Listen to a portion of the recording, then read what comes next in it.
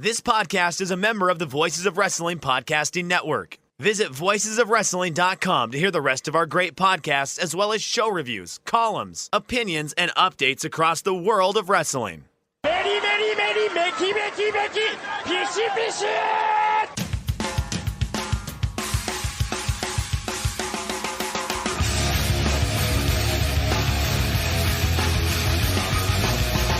You are listening to the Voices of Wrestling podcast with your hosts, Joe Lanza. X out and go listen to some boring podcast where they're afraid of their own shadow. Okay? Don't listen to Joe Lanza, because Joe Lanza's not changing. And Rich Craich. Give me a name. Like who delivers this guy in a big spot? Joe, don't yell at me. I like him. In the big spot, who delivers better than this guy? Stop yelling at me. I agree.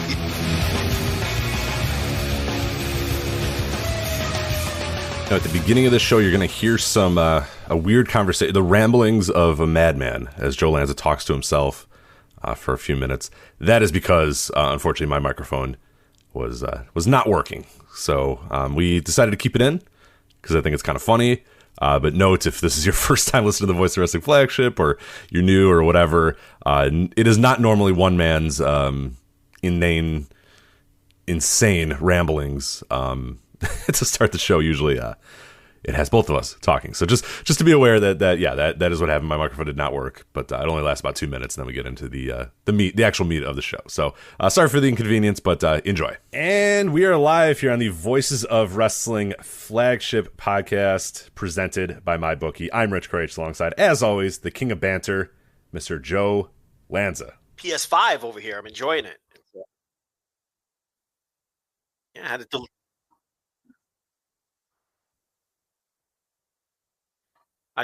I did not. Yeah. Yeah, I don't have one today, but yeah, I'm going to get one, yeah.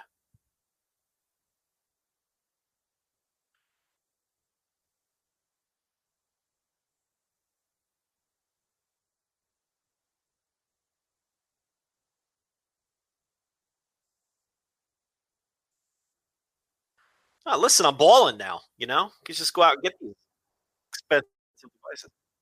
I don't know. It just took me a long time to come around on getting a PS4. And by the time I procrastinated so long that I was like, fuck it. I'm just waiting now. Because you don't want to buy it when it's got like a year left. You know what I mean? So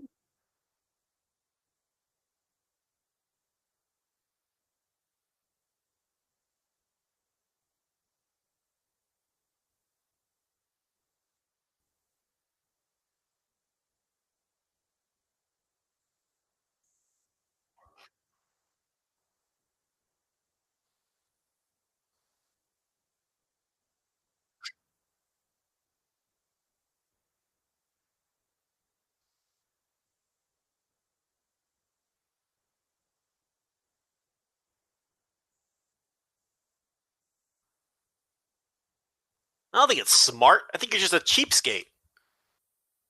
What the hell are you waiting for? Just buy the fucking thing. You know? Why do you perpetually want to be a generation behind everybody else? You know? So no, I don't think that's smart. I think those people are just cheap. What are they really saving on these games? $10? I mean, they're not marking them down to like $8. Okay, instead of paying $60, you're paying $50, right? I mean, that's what we're talking about here. So, I mean, really, how much money are you saving? So, I don't know. I'm skeptical of this. I don't buy it. I think these people are just weird.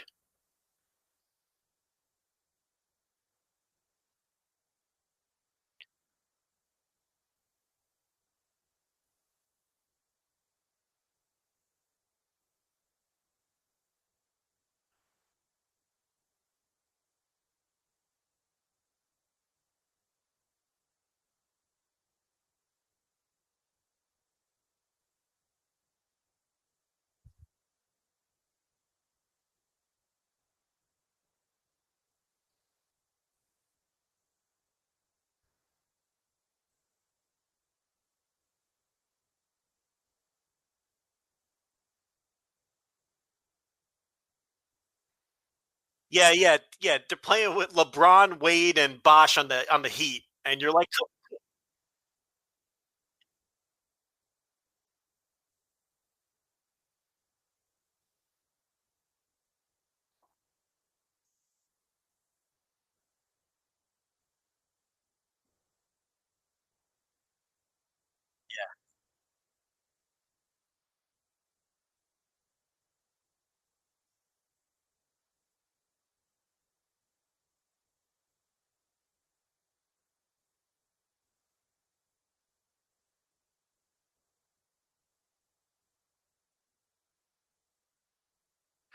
Well, I guess if you don't play sports games, that strategy might not be so bizarre. But at the same time, isn't like everything's online now? You're still just out of the loop on everything if you're that far behind. Like it still doesn't make sense. I don't know. I can't get into that strategy. See, I just skipped it. I said, fuck it. You know,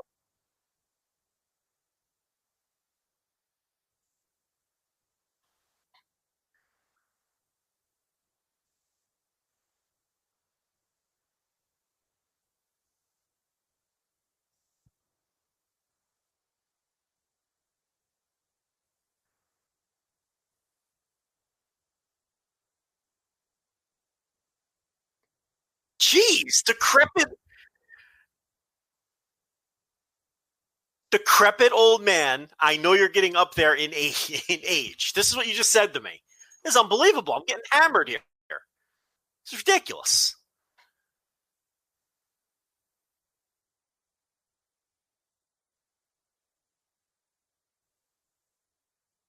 I could hear you, yeah. Apparently, nobody else can hear me. Let's see if okay. Well, Rich told me a decrepit old man who's getting up there in age. No, there's no proof that I did that. There's no proof that I did that. There's no proof that. Okay, I think I'm back now. I don't. The thing that we used to stream just decided that it didn't want to use my mic until I told it to use my mic, even though I haven't changed the setting on this thing in 2 years. But yes, today it decides, hey, you don't want to use that microphone of yours, right? We'll just use something else. So I think I'm back. Chat room, let me know if I'm back. I was being really nice to Joe and complimenting him, and apparently it cut out. So I don't appreciate any of this. Why? What? Decrepit old man. I said nothing. I said nothing. Prove it. Well, listen, the people who listen to this back when it's, posted proper are going to hear all this. No, they're not. They're not. Because the way that I record this is I record what goes out to the stream. The conversation that you and I have does not get recorded. So the first 5 minutes of this is going to be me speaking to dead air. Yes, correct. We might just cut that out and just start with the part where I say my mic's back on. I don't know how it happened. I have no clue. That setting, as I said, I have not changed that setting in years and years and years. So I apologize for that happening. I have no idea why that happened. But yeah, the first 5 minutes are terrible audio where you just stand and just sit there. You are a crazy man saying things, waiting for nothing, and then saying things again after a few minutes. It's pretty wild. And then getting upset about somebody calling you a decrepit old man, which never happened. So I'm just ranting into the void. Which is actually pretty good audio. That's pretty good audio. I don't know why. It's not bad. And if you say nothing about it, they'll be very confused for the first 5 minutes of the show. It's up to you. Leave it in or take it out. Yeah, there might be. I don't want that new listener. You know what I mean? The WWE thing. I don't want that new listener to be like, what the fuck is this show? Like, Dave Meltzer retweets us because we talk about the Hall of Fame, and like some random guy listens and is like, the fuck is this show? This is really stupid and weird. I don't like it. The problem is, too, we're going to get a deluge of tweets pretty much all weekend long every time somebody listens to the show for the first time and they don't hear your voice for the first 5 minutes. So if you want to deal with those tweets all weekend long, then that's fine. Post the show as is. I really do not. Yeah, it's bad enough we get the tweets when Joe and I can't think of something in 4 seconds and we get people that pause their podcast player to tweet at us. And it's the best. It's always the template is exactly the same. And now, like, I used to get upset about it, and now I just wait for it and love it because it always comes at exactly the same time. It's like the tweet will come like Sunday at like 7 p.m. or whatever, and it'll be like, the person you're thinking about is Riho or whatever. And then, a minute later, they reply, oh, you got it. It's like, yeah, just like, please give me a buffer. Like, all I'm asking is give us a minute buffer to try to figure it out. And if we still haven't figured it out, 2 minutes, 5 minutes, an hour, then you can tweet at us. But please don't stop your podcast to say, I better tell these guys what they were wrong about or the thing that they couldn't remember. Like, trust, we're probably going to get it. And if we don't, then you can tweet at us. But there's a good chance we're gonna correct ourselves. Forget the buffer. Listen to the whole show, because there's a lot of times, where, 70 minutes later, I'll blurt out, Shingo Takagi, that's who it was. Right. So it's like, you can't even just wait a minute or 5 minutes or whatever, because, I'll just randomly be like, Rich, it was Bearcat Wright. That's who I was trying to think of an hour ago. So, don't even do that. Just don't tweet at us at all. How about that? How about just delete Twitter? How about you just delete Twitter? Delete Twitter. Never tweet at us ever again for anything. And that actually is the most ideal scenario of all. No, I think you should record, because you got to do the opening. You got to do the thing for the MyBookie if it's not on there. You're right. So you should record an opening 30 seconds where you do the show introduction presented by MyBookie, and then explain that the next 3 minutes get really weird. Get real weird. Leave it at that. But don't add any other context. Just say that things are going to get weird, so strap in. And then yes, Joe just randomly says things about the PS5 for no reason whatsoever. So. And what do you mean I'm a decrepit old man? Right. Which actually will not help your argument that you are not a decrepit old man, as you just scream to the void. You're essentially just a guy on his porch just yelling, What do these kids know, Rich? You can verify this.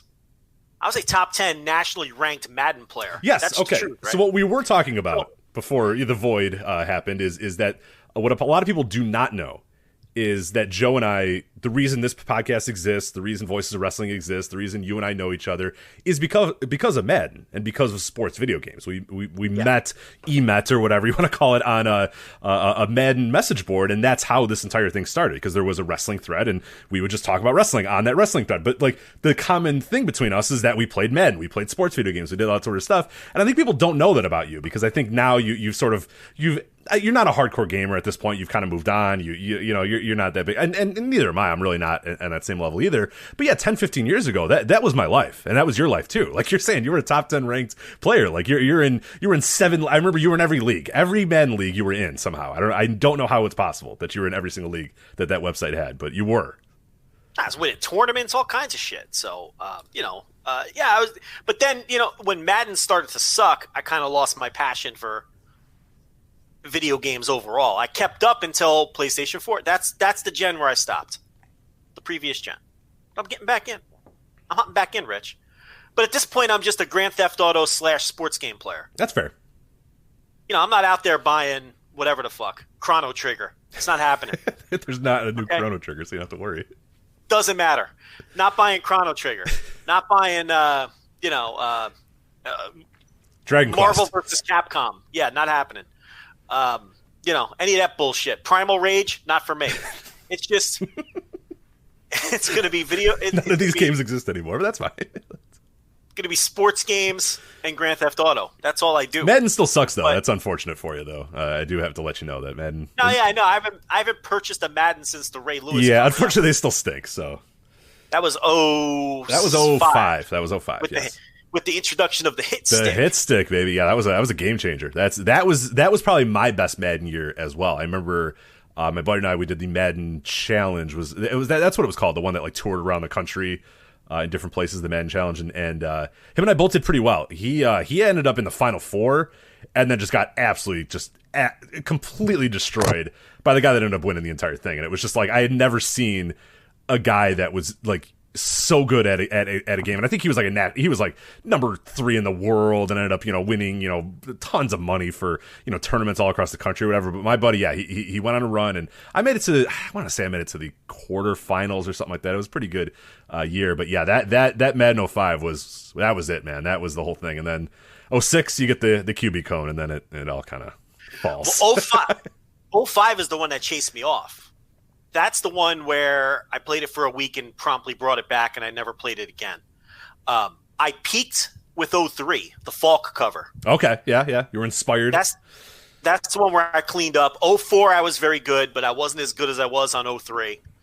05, I hated the game, but I kept playing NCAA. That I never gave up until they stopped making them. Yeah, I played NCAA till the bitter end. Those games were awesome. Yeah, I honestly, I have an Xbox right behind me, an Xbox 360 that still has, an NCAA 14, I want to say, is the most recent one, and I fire it up every so often. I do an okay job every so often, throwing that. I mean, that just doing the recruiting, I get like sucked into that game these days. But I don't know if it's ever coming back, unfortunately, NCAA football. But maybe one day. You know what I was big on in the PS3 era? The 2K team up. Oh, but now you're back though. I know I will be back, but the team up was tremendous. I know the team up is still. Yeah, oh, absolutely, still do. I don't know if they carried it over to next gen. It is okay. So I will tell you about team up. It's been a while since you've been around. The team up used to be really awesome because you used to be able to select any team you wanted. Like, teams that like actual teams, like, and that would be our thing, is like me and my buddies would play as the worst team against like whatever, the Heat, insert whatever the best team was. Everybody would always want to be that team. And then our goal was like, with the New Jersey Nets led by like, Yi Jian Leon and like, the famous one was we would always be the Knicks, and it was like Chris Duhon and David Lee. And these guys, I'm sure on the other end are like, what are these guys doing? Like, are you kidding? Like, we're the Heat and they're going to be fucking, Chris Duhon and David Lee. And then we would just destroy them. We would just pick and roll them to death, just absolutely destroy them. The problem now with Team Up, and again, I don't know if this is moving over to next gen, so just a word of warning, is that it's called All-Star Team Up now. And what happens is essentially you only can pick like the best players in the league or the best players of all time type thing. Okay, that sucks, then I'll never do it. Yeah, it stinks. So we still troll because like you can be semi bad, like good all time play. Does that make sense? Like I'll choose like Rudy LaRusso. You know what I mean? Like some 1950s, Minneapolis Laker or whatever that, was a center but is like 5'6" or whatever, 6'4" or something like that. But yeah, it kind of stinks because it's just a bunch of people playing as like LeBron and Jordan and just turboing and dunking everywhere and stuff. So it does absolutely stink. No, so. I want the team up where it's like Kings versus Grizzlies. Yeah, right. That unfortunately is not. And again, I don't know if they changed it with next gen, but they stopped doing that style of team up a few years ago, and it still breaks my heart every day. Did we ever play team up? We might have. I think we did. Yeah, I'm almost positive we did. With that whole crew, you know what I'm talking about. I don't know if you were still around then, though, with those guys, because I definitely played team up with all those dudes. But I don't know if you were around. You may have been. Well, see, I never had a PS3. Were you only a PS3 guy, though? Well, there you go. So yeah, no. So I was the 360 guy. So yeah, I don't think I did. Okay, so yeah, we definitely didn't. But I don't mess with my player. None of that bullshit. I'm not looking to fucking. I'm not looking to fucking role play. Okay. I want to play the game. I want to pick the Sacramento Kings, and I want to play my little association mode or do some team up. I'm not into all the other bells and whistles bullshit that they add to these games, though. Like you pop into 2K, and the first thing they make you do is create a my player. Yeah, is that not the most infuriating thing ever? And I'm like, I'm not interested. I don't care. I'm never using this ever in a million years. I'm never playing with this my player character. But they make you go through the whole process of creating this thing. And then you level them up and all that shit, and you play online. I have no interest. So, that's kind of annoying. But I did transition from Madden to NCAA. Oh, I did have an MLB The Show phase. Ah, okay. Well. Yeah. That game's still great. That's the game. And you know what's going to help with you is that they haven't really improved it or changed it much in like the last like 4 or 5 years. But you're coming at it. You haven't played in 8 years or whatever, or 7-8 years or whatever. So it's going to be like night and day for you. So you'll be able to slide in there perfectly. So you're actually the smart one. Like I'm the idiot that's like, they have changed nothing in this game over the last 2 years or whatever. And you're going to open it up and it's going to be like the new world to you as this brand new game that you haven't played in a decade or whatever. So yeah, you're smart there. That's true. I haven't played The Show since 12. That's 8 years. No, it's going to be 21 now. Yeah. 9 years. Mm-hmm. So it's gonna seem like a drastic improvement to me. Matt, you know what? I'm gonna commit to buying Madden for the first time since that Ray Lewis cover, and we'll see how that goes. Maybe we'll do some bonus content on that. Since we're wasting everybody's time tonight on it. Yeah. So you said you had a topic to lead the show off. So let's go with that. What before we got absolutely derailed by my mic being muted and this PS5 talk. What did you have on your mind? Well, thank God for the shitty video game talk, because half of it, your mic didn't work. So we kind of got bailed out there. But I guess we have to talk about wrestling, right? At some point, yeah. It kind of stinks, though. Some of it's good, but most of it's not good right now. So I'd rather talk about Madden 05 or 04 with you. Yeah. But, yeah, I guess we have to do it, so. There's a guy in the chat room saying that I guess Joe isn't playing Road to the Show on MLB. No! I told you, I'm not into fantasy role play unless it involves my bedroom. That's the only place you're going to get fantasy role play. I don't have any interest in creating myself in a video game. Okay? You got to set your limits somewhere. If I'm firing up the MLB The Show, I'm Joey Votto. Okay? There's no reason to put Joe Lanza on the Cincinnati. No. So the answer is no. Very much against that. Okay, so wrestling. You want to do some wrestling? I guess, yeah. I suppose we should at some point. Okay, so I talked about this a little bit behind the paywall today on the Thursday Dynamite review. It's no longer the Thursday TV reviews, Rich. It's the Thursday Dynamite review because I dropped NXT. You're missing some great NXT TV. I can tell you. I watched a few minutes. of this week's NXT, and dude, what is that? What is that show now? I've lost all connection to NXT. It is so weird. Nothing makes sense. It's so bizarre. I turned it on, and there's Bo or whatever his name is, and his hands being held by some old Asian dude, and then he draws an X on him, and Bo's like shaking, and I'm like, what am I watching? What is this? Dear God. Oh, well, Xia Li was losing all of her matches, and then Bo came down to the ring one week and handed her a letter with Chinese lettering, and she looked real nervous, and she was like begging William Regal for more chances to win matches, and he didn't want to give her matches because she stinks and she never wins, and I thought it was going to be some kind of like creepy, like just some kind of storyline where she's because she looked very nervous about the fact that she got this letter, like. Maybe she was being abused or something, but now Bo has been worked in. It turns out that their family back home is very disappointed in their performance.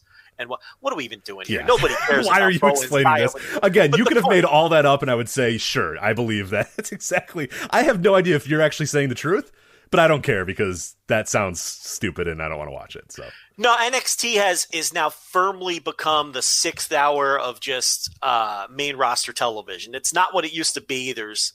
It's a completely different feel, and it's not a bad show, but it's not a good show either. And I just got tired of devoting a lot of hours to it. The 2 hours it takes to watch it, the hour it takes to take notes and put a show together and review it, and I don't know. It has freed up a lot of time for me to not have to deal with it anymore because it isn't very good. But that's not what I wanted to talk about. What I wanted to talk about was I've kind of come to this realization, and I want to pitch this to you. With AEW announcing Moxley versus Omega for Dynamite on December 2nd. Did you see this, Rich? I did. Yeah, I did. And people saying, well, that's a pay-per-view match, right? That's crazy that they're just doing that on Dynamite. But a point that I've been making on the TV reviews for many months in regards to NXT and their television ratings is whenever NXT does a special show, most recently with the Halloween Havoc, but we've seen it at other times. Whenever they give away takeover quality stuff on NXT, they always pop a huge number. It works, right? They compete with the Dynamite numbers. They beat Dynamite. Have beaten Dynamite sometimes, at times in total viewers, like they did the Halloween Havoc week. And then I saw that Sasha Banks and It's Bailey, for their most recent match, topped out at over 2.5 million viewers for their match, which was the highest number on the WWE main roster, according to Dave Meltzer, since Goldberg returned to WWE TV earlier this year. Which was something you talked about when we did our Hall of Fame show with Joe Gagney as to why both of us voted for Goldberg for the Hall of Fame this year, feeling that his most recent WWE runs have kind of pushed him over the top because he demonstrated that he was a legitimate draw in an era where it's very hard to kind of figure out who really is moving the needle, right? But he had measurable effects on business. Right. But my point here is, you look at, I've been very critical of WWE for giving away Sasha Banks versus Bayley on TV multiple times, blowing through a match at Elimination Chamber and putting them in a chamber right away. We talked about here on this show how we wouldn't have had them touch until WrestleMania, right? Because that's the old school way of doing things. And, you build to the biggest show. You have this big feud. But when I look at all this evidence, NXT popping their biggest numbers when they give everything away. Sasha and Bayley doing 2.5 million viewers.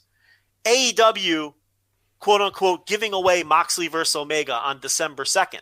When I look at this, and then you consider what revenue is driving the cart these days, it's television revenue. It's the television contracts. It's the television deals.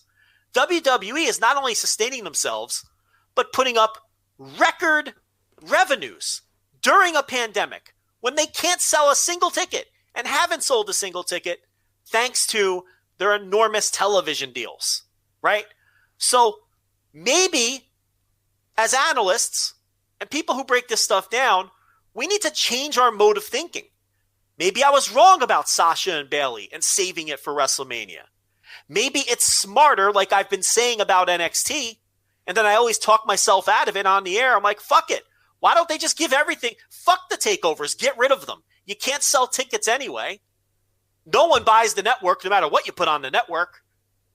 So why not just do all of your top NXT matches on the TV? And then I always talk myself out of it because of the old school mode of thinking. Right. That's just not how it's ever been. Yeah, it's just not how, especially not in the last 20, 30 years. It's just not how wrestling has been structured. It's been building to pay-per-views and so, especially WWE. Right. I mean, WCW, famously was, received a lot of shit back in the Monday Night Wars days for giving away top tier matches and not doing them on pay-per-views or whatever, and that was seen as like sacrilegious. Like, what are you doing? No, you build to the pay-per-view, you build to the main, the big events, you build towards your whatever's your Starcades or any sort of big time event. You don't just put a Sting versus Hogan on Nitro. You don't just put Flair versus Sting on Nitro. You build it for the pay-per-view, and that they were stupid for doing that because at that time pay-per-view was right, exactly, right. And that's what I mean. Like that, the same thing that we can, and that's where I think things need to change a little bit. And it's actually great that you brought this point up, this week, because I think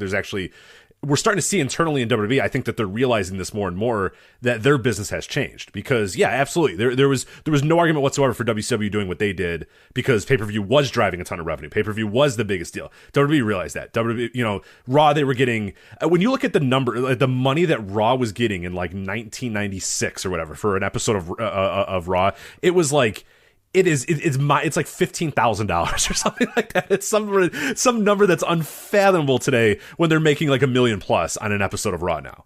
And one thing that's actually crazy that you brought it up this week is, and I know you saw this and maybe some other people did as well, but like Tony Chimmel, who's been with the company since, what was it, 1980 something, or he'd been in WWE for years and years. Old ring announcer, live event announcer, all that sort of stuff. Well, he got let go along with about 10 or 15 other people that work in Stamford, Connecticut and work with WWE, and it's been hard to get some details about it. Probably this Observer is going to have some of those names, but listening to Dave and Brian talk about it on Wrestling Observer Radio earlier this week, they said that most of those cuts came from the live event business, the live event people, the coordinators, the talent, the building bookers, the people that coordinate whatever, coordinate catering, anything, any sort of live event business people. That's where the biggest cuts have come in WWE's office.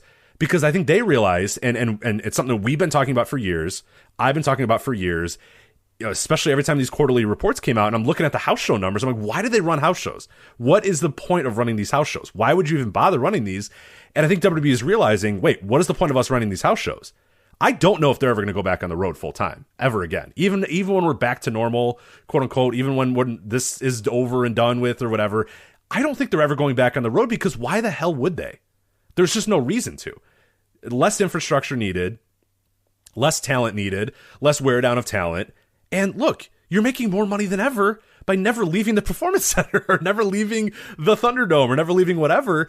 I still think they'll go on the road potentially for big time pay-per-views and stuff, but you can make an argument that, I mean, is it even worth it? Is it even worth it? If I think that kind of plays into your thing as well, is that we're the wrestling business. 2020 is going to be a just a monumental change in the wrestling business. things will never going to be the same again. It is not only because of COVID. WWE signs that deal. AEW signs their deal. As long as that TV money is coming in, there is no reason whatsoever to look at the past wrestling business and follow whatever the past wrestling business was in America. There's no reason for house shows. No reason to build the pay-per-views, like you said. No reason to go on the road full time. No reason to have people on the road 6 days a week or whatever. There's just no reason whatsoever to do that because it's just not a big part of your revenue anymore. And as we're seeing in 2020, they don't need it. They're better off without it. So how sustainable that is, I don't know. But I mean, fuck, I think they're going to try for 2021. Sorry, Des Moines, Iowa. I don't think you're getting, WWE Live anytime soon. Yeah, I just think when by far the biggest revenue stream are the television contracts, that I think that your television ratings need to be your top focus now. Yeah. As opposed to saving your matches for your pay-per-views, when in WWE pay-per-views are virtually non-existent. They exist, but almost nobody buys them, and it's a drop in the bucket to their total revenue.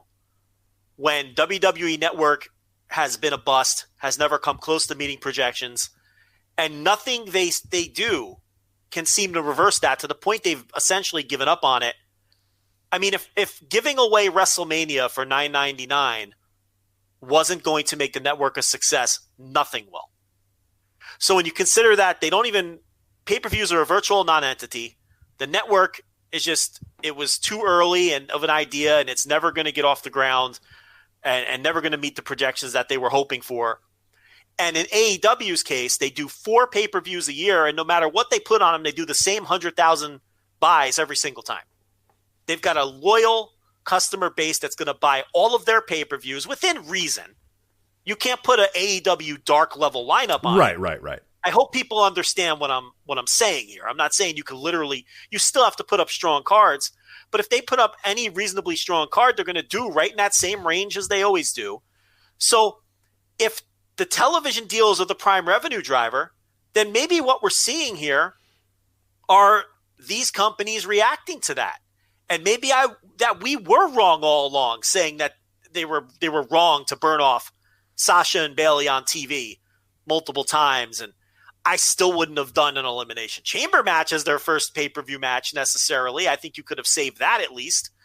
But you get the idea, and it's kind of like what really made this sink in for me is seeing that Mox and Omega match being advertised for December 2nd and seeing that big number that Sasha and Bayley did this past week, and then thinking, well, oh yeah, this is the same argument I've been making for NXT. I've been saying that NXT should follow this strategy. But it seems as though everyone's doing it now because they're following the money. And I think that pundits like us need to change our mode of thinking. And maybe we need to get away from analysis that we've been doing for the last 20 years out of habit of, they need to save Moxley and Omega for pay-per-view. Why? I mean, if there's more upside in increasing your television ratings and getting a monster television deal, and maybe that needs to be the focus as opposed to putting all of your, in AEW's case, putting all of your matches on big matches on pay-per-view. And in WWE's case, honestly, putting any big match on pay-per-view. Why would WWE put any big, no one buys the network anyway. So, they're even in a more drastic position to just kind of give things away. I keep using the phrase give things away, but it's not giving them away. Right. They're making billions of dollars on these matches and those shows. So, yeah. So this was kind of the thought process that I went through today. One cough per show. And I thought it would be interesting to pitch this to you to see what you thought. So my initial thought is, and the thing that I always come to, and it feels like it's a conversation, especially, you and I, we follow sports. We're big sports fans. For the last 10 years, people have been saying, yeah, this TV money's good, but when that bubble bursts, like, oh man, look out. You know what I mean? Like when that bubble bursts, look out. The bubble hasn't burst yet. And that to me is because my initial thought would be, yeah, go for it. That's where the money's at. Chase that TV money. Do whatever you can to get good ratings. Do whatever you can to appease the networks. Do whatever you can to then sell to future networks with the ratings that you have, especially in the key demos and that sort of stuff, and sell to advertisers. That makes all the sense in the world. That is where the money is at in modern American pro wrestling. Is absolutely. Is that always going to be the case though? And do you want to maybe I don't want to say hot shot. Hot shot's not the right word, because I don't think what AEW is doing is hot shotting Omega and Ambrose by having it in December. Like, they're saying that, hey, in a month from now, this is this big match that's going to happen. I wouldn't call that hot shotting. What WWE did with Sasha and Bayley, I suppose you could maybe argue, just seems like they were rushing through it as quickly as possible, not building anticipation. And to me, that's always one of the big things about pay-per-views, and that's what the big thing about major events in wrestling is, that you build an anticipation, you build and you build and you build, and you make people want it even more. And you can do that same thing with TV. I just worry that if we come into too much of a, where people get in the habit of just every single week has to be a gigantic match, a gigantic moment. Okay, that's a great point that you're making. Because whenever I talked about this in regards to NXT on the Thursday TV reviews, the subscribers know. My point was always, you can't empty the tank every week. Exactly. Yeah, right. Because then you burn it out. It's like anything else. You still can't burn the territory out, okay? But if NXT were to move to a model where they did one big monthly show that they built to every, once a month, to pop a big rating, which then raises your averages across the board. And then when it comes time to renegotiate with USA, you're in good shape. And I agree with you. They're not hot-shotting Moxley and Omega. Far from it. That's a well-built match. They're doing the exact opposite and telling you, hey, in a month, this is when this match is going to happen. Yes, Omega had to win this tournament. Moxley had to get through Kingston. And like you're saying, they're telling you, you're not getting it for 5 or 6 weeks. They're doing a proper build. They're just doing it on TV instead of a pay-per-view. So it's still the same proper build for that match. They're just giving it to you. Now, look, and it's very possible that they're going to have a non-finish. Either go to a time limit draw or maybe do the first double count out or double DQ in company history and then make you pay for the rematch at Revolution. That's entirely possible, okay? But it's still notable that they're giving away a match this big on TV. Especially since it's a title match. Now, it's not the first time they've wrestled. They feuded early on in the company's history, but that's ancient history at this point. Yeah, right. Both guys are in a very different place. Right, different characters, different spots in the card, different. Yeah, that's absolutely. It's a year ago, and it feels like a year ago too. A lot has changed in that year's time for sure. And it's a world title match. And look, I'm not suggesting that AEW should give away all of their biggest matches on free TV. I think NXT should. I really do. Especially during the pandemic. If you can't sell tickets to TakeOver anyway, and TakeOvers aren't moving network buys, then what the fuck? Just do your TakeOvers on TV, like they've been doing with Halloween Havoc and a couple months before that when they did a TakeOver. They've done TakeOver level shows on TV, and they've done well every time. So instead, why don't you just build to those and put them on TV? I think it's a different case for all three. I think NXT, they should absolutely dump the takeovers off the network and do them on TV because it works.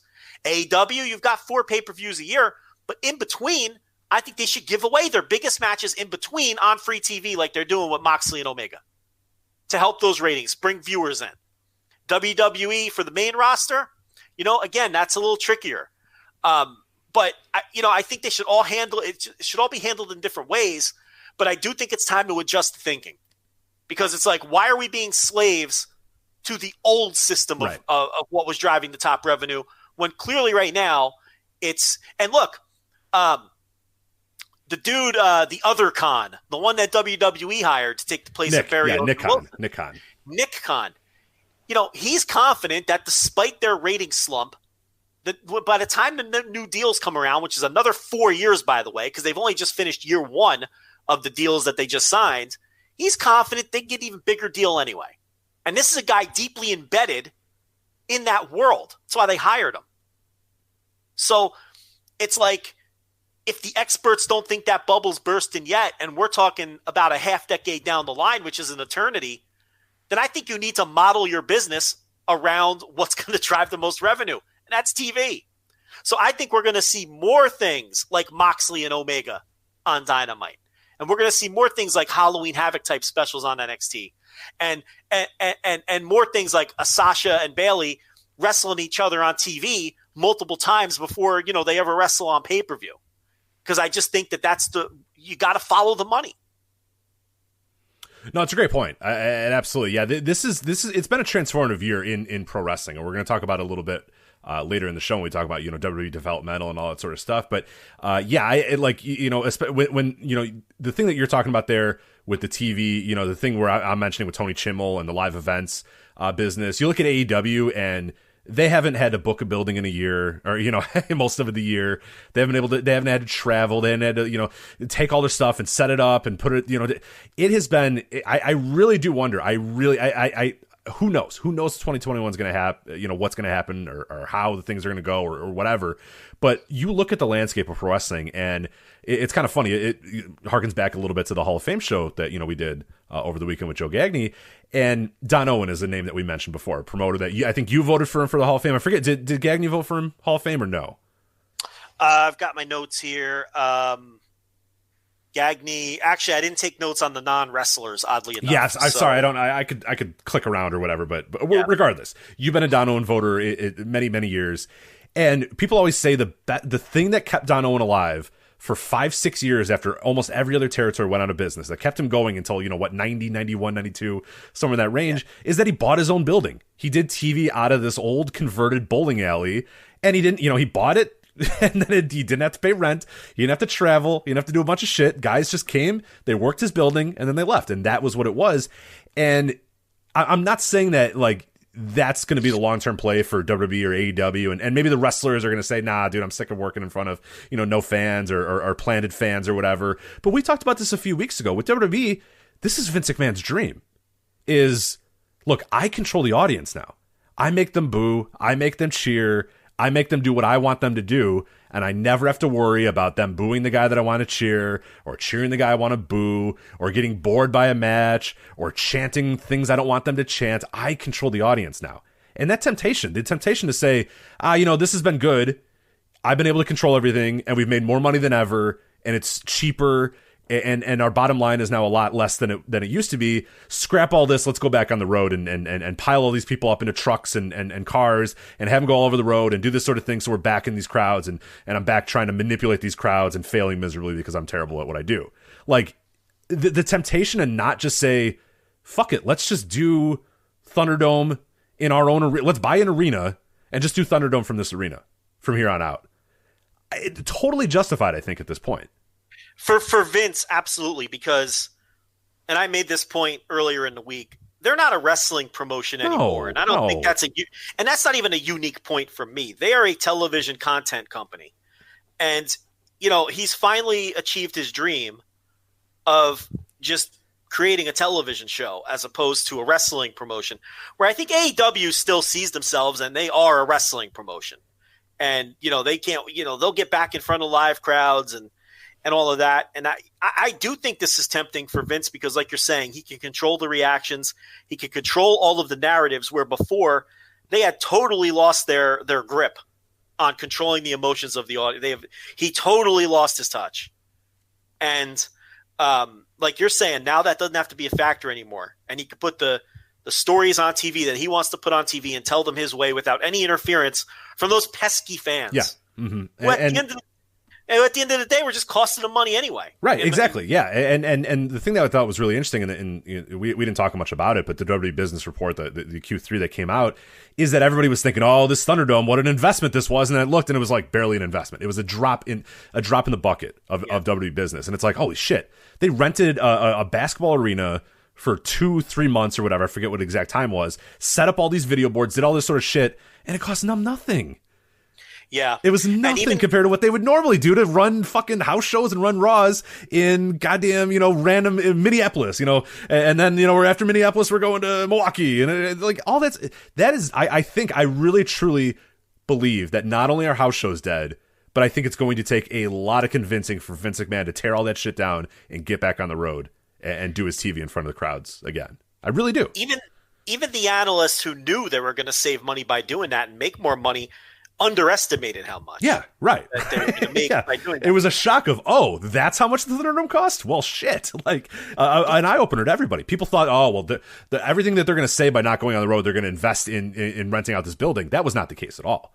So, yeah, it's weird because it actually goes back to Vince McMahon's original, because what was the name of the building that back in like the early 80s that he bought? Oh my God! What am I? The Hudson Civic. What is it? No, it wasn't the Mid Hudson Civic Center. He didn't buy that. He bought. It was a small hockey rink in Rhode Island. I think. Fuck. What is the name of that? It's right there. I can't remember the name of the building. But that's was, originally Vince McMahon's idea, and originally a lot of wrestling promoters did the same thing and said not necessarily that they didn't want to have fans. They wanted to have fans. They just couldn't afford to go. So they did all their TV from one central location. And credit to the AWA Team Challenge Series, they had the better idea. Let's just green screen crowds in. It'll be better. They did it in the worst possible way humanly possible. It's absolutely a joke of epic proportions or whatever. But we're there now. We're really there now, where the technology is caught up with it, where you can realistically do that. And like you said, AEW could do that, but I don't think they will. I think enough of the AEW roster, I think enough of those guys want to be in front of fans, strive to be in front of fans, would prefer to go on the road in some way, shape, or form. But I don't think the AEW is ever doing house shows. I think they will. I think Tony Khan wants to run a wrestling promotion. And I think the further WWE gets away from that, the more of that niche he can fill. They can become the alternative by touring, maybe. Yeah. Yeah, they could become they could be a wrestling promotion for people who want a wrestling promotion, because the WWE thing is only going to get, all the things we complain about are only going to get worse in terms of them not really being because they're not really a wrestling promotion anymore. And they don't even attempt to tell cohesive stories anymore, because it does not matter. All that matters is what you do this week. And that's why the show's so bad and why we've been complaining about it for years. But there was talk that AEW might do a small handful of house shows, especially to get some of the younger wrestlers work, and those sorts of things. And I think that's an idea. But look, we got to get past this fucking disease, first of all, before we even think about any of those sorts of things. But, AEW can fill that niche for people who are looking for traditional pro wrestling, because I don't think you're getting that while Vince McMahon is alive again. And who knows what happens when he's gone. But yeah, this conversation kind of drifted into other areas. Yeah. But no, I think your ultimate point is absolutely right. And it's actually, something that I remember as well. And we were doing the show, I think, when they maybe we were early parts of the show or whatever. But do you remember when TNA decided that they were going to cut their pay-per-views in half or something? I think they went to quarterly. They maybe did 6 a year. I forget exactly what the numbers were. And the idea was, smartly, let's just make TV really, really important. Let's make the TV more important. Let's lessen the pay-per-views. We only have to build, to 6 things a year, 4 things a year. I forget exactly what the number was. Honestly, they were a little bit ahead of the game. They were probably, and to the same point too, Impact's entire business was based off Spike TV giving them money. And Spike TV saying, yeah, sure, Dixie and Dixie mostly, but Spike also saying, hey, we'll front the bill for Sting and Kurt Angle and Hulk Hogan or whatever, and we'll give you a lot of money to, run a TV show on our network or whatever. And they fucked that over royally. And, obviously for a multitude of reasons, got kicked off of Spike and sent away, and now, are just kind of floating in the abyss, many networks ago. But, TNA kind of had that idea. The problem was their TV stunk and they had no idea what to do with it. And essentially, they just made really shitty TV with less pay-per-views. And that's obviously not the way you want to go. But I think, you look at that template, and that's kind of what it is as well. I mean, it's not a completely foreign concept, what you're bringing up here. It's just that no company has really, I think, fully said, no, this is what we're going to do now. This is what's most important to us. And my argument is that we're starting to see them maybe go in Yes, exactly. I agree. And we're kind of in the early stages of that. And I just, I think they're moving that way. The one major negative to the McMahon model, though, currently would be that without those hot crowds, it's hard to grow the business, because those, having your show in front of those hot crowds and everything helps build stars, which then in turn helps to grow your business. And we saw how ratings dropped when they were in the Performance Center and how they climbed back up when they moved to the Thunderdome, because that was a slight improvement on the environment of the Performance Center, right? And going in front of crowds, I think, would probably bump up their numbers a little more too.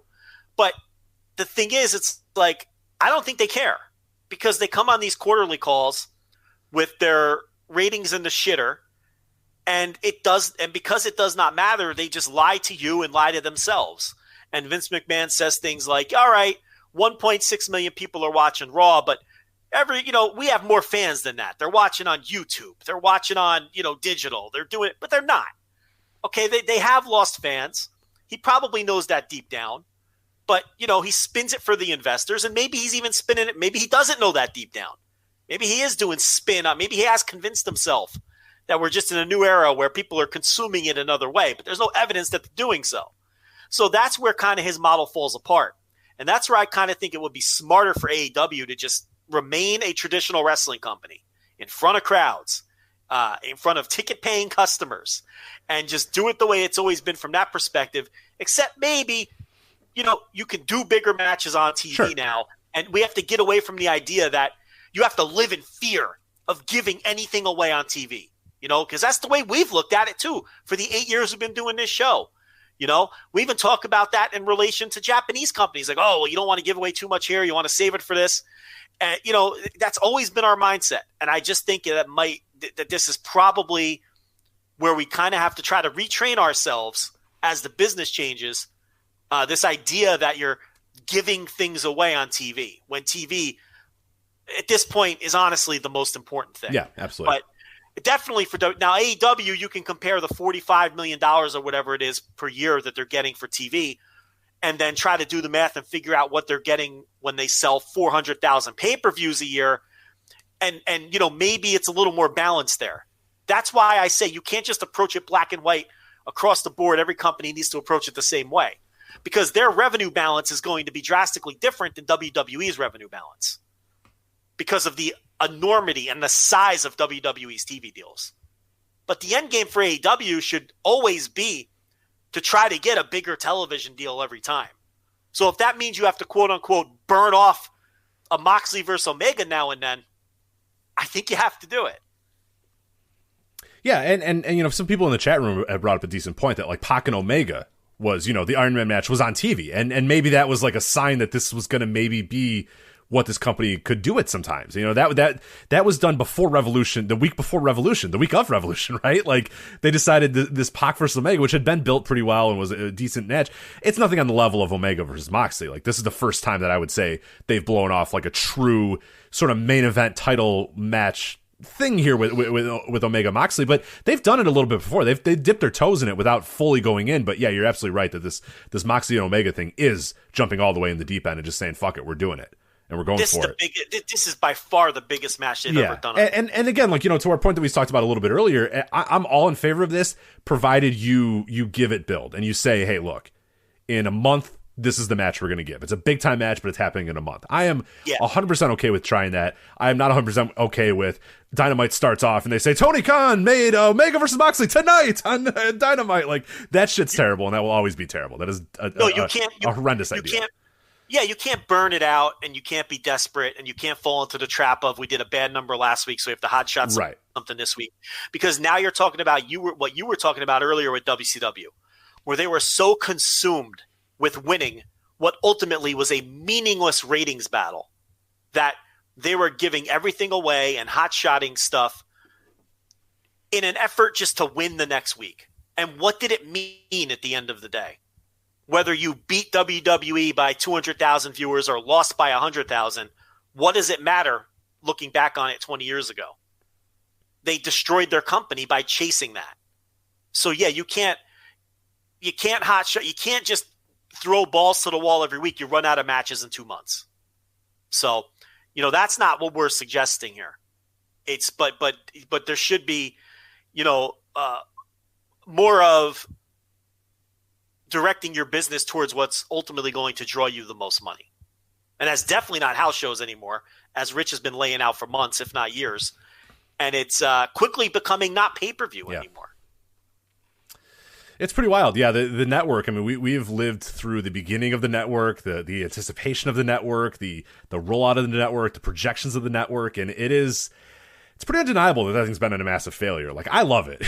Like I've always said, like, I was a day one subscriber, and I'm never getting rid of that thing because it's awesome and it's incredible to just, pop on whatever the hell I want to watch at any point. If I want to watch, an episode of 1991 Superstars or whatever, whatever I want to put on, any pay-per-view, but like, it's an absolute disaster. It's a fucking failure of epic proportions.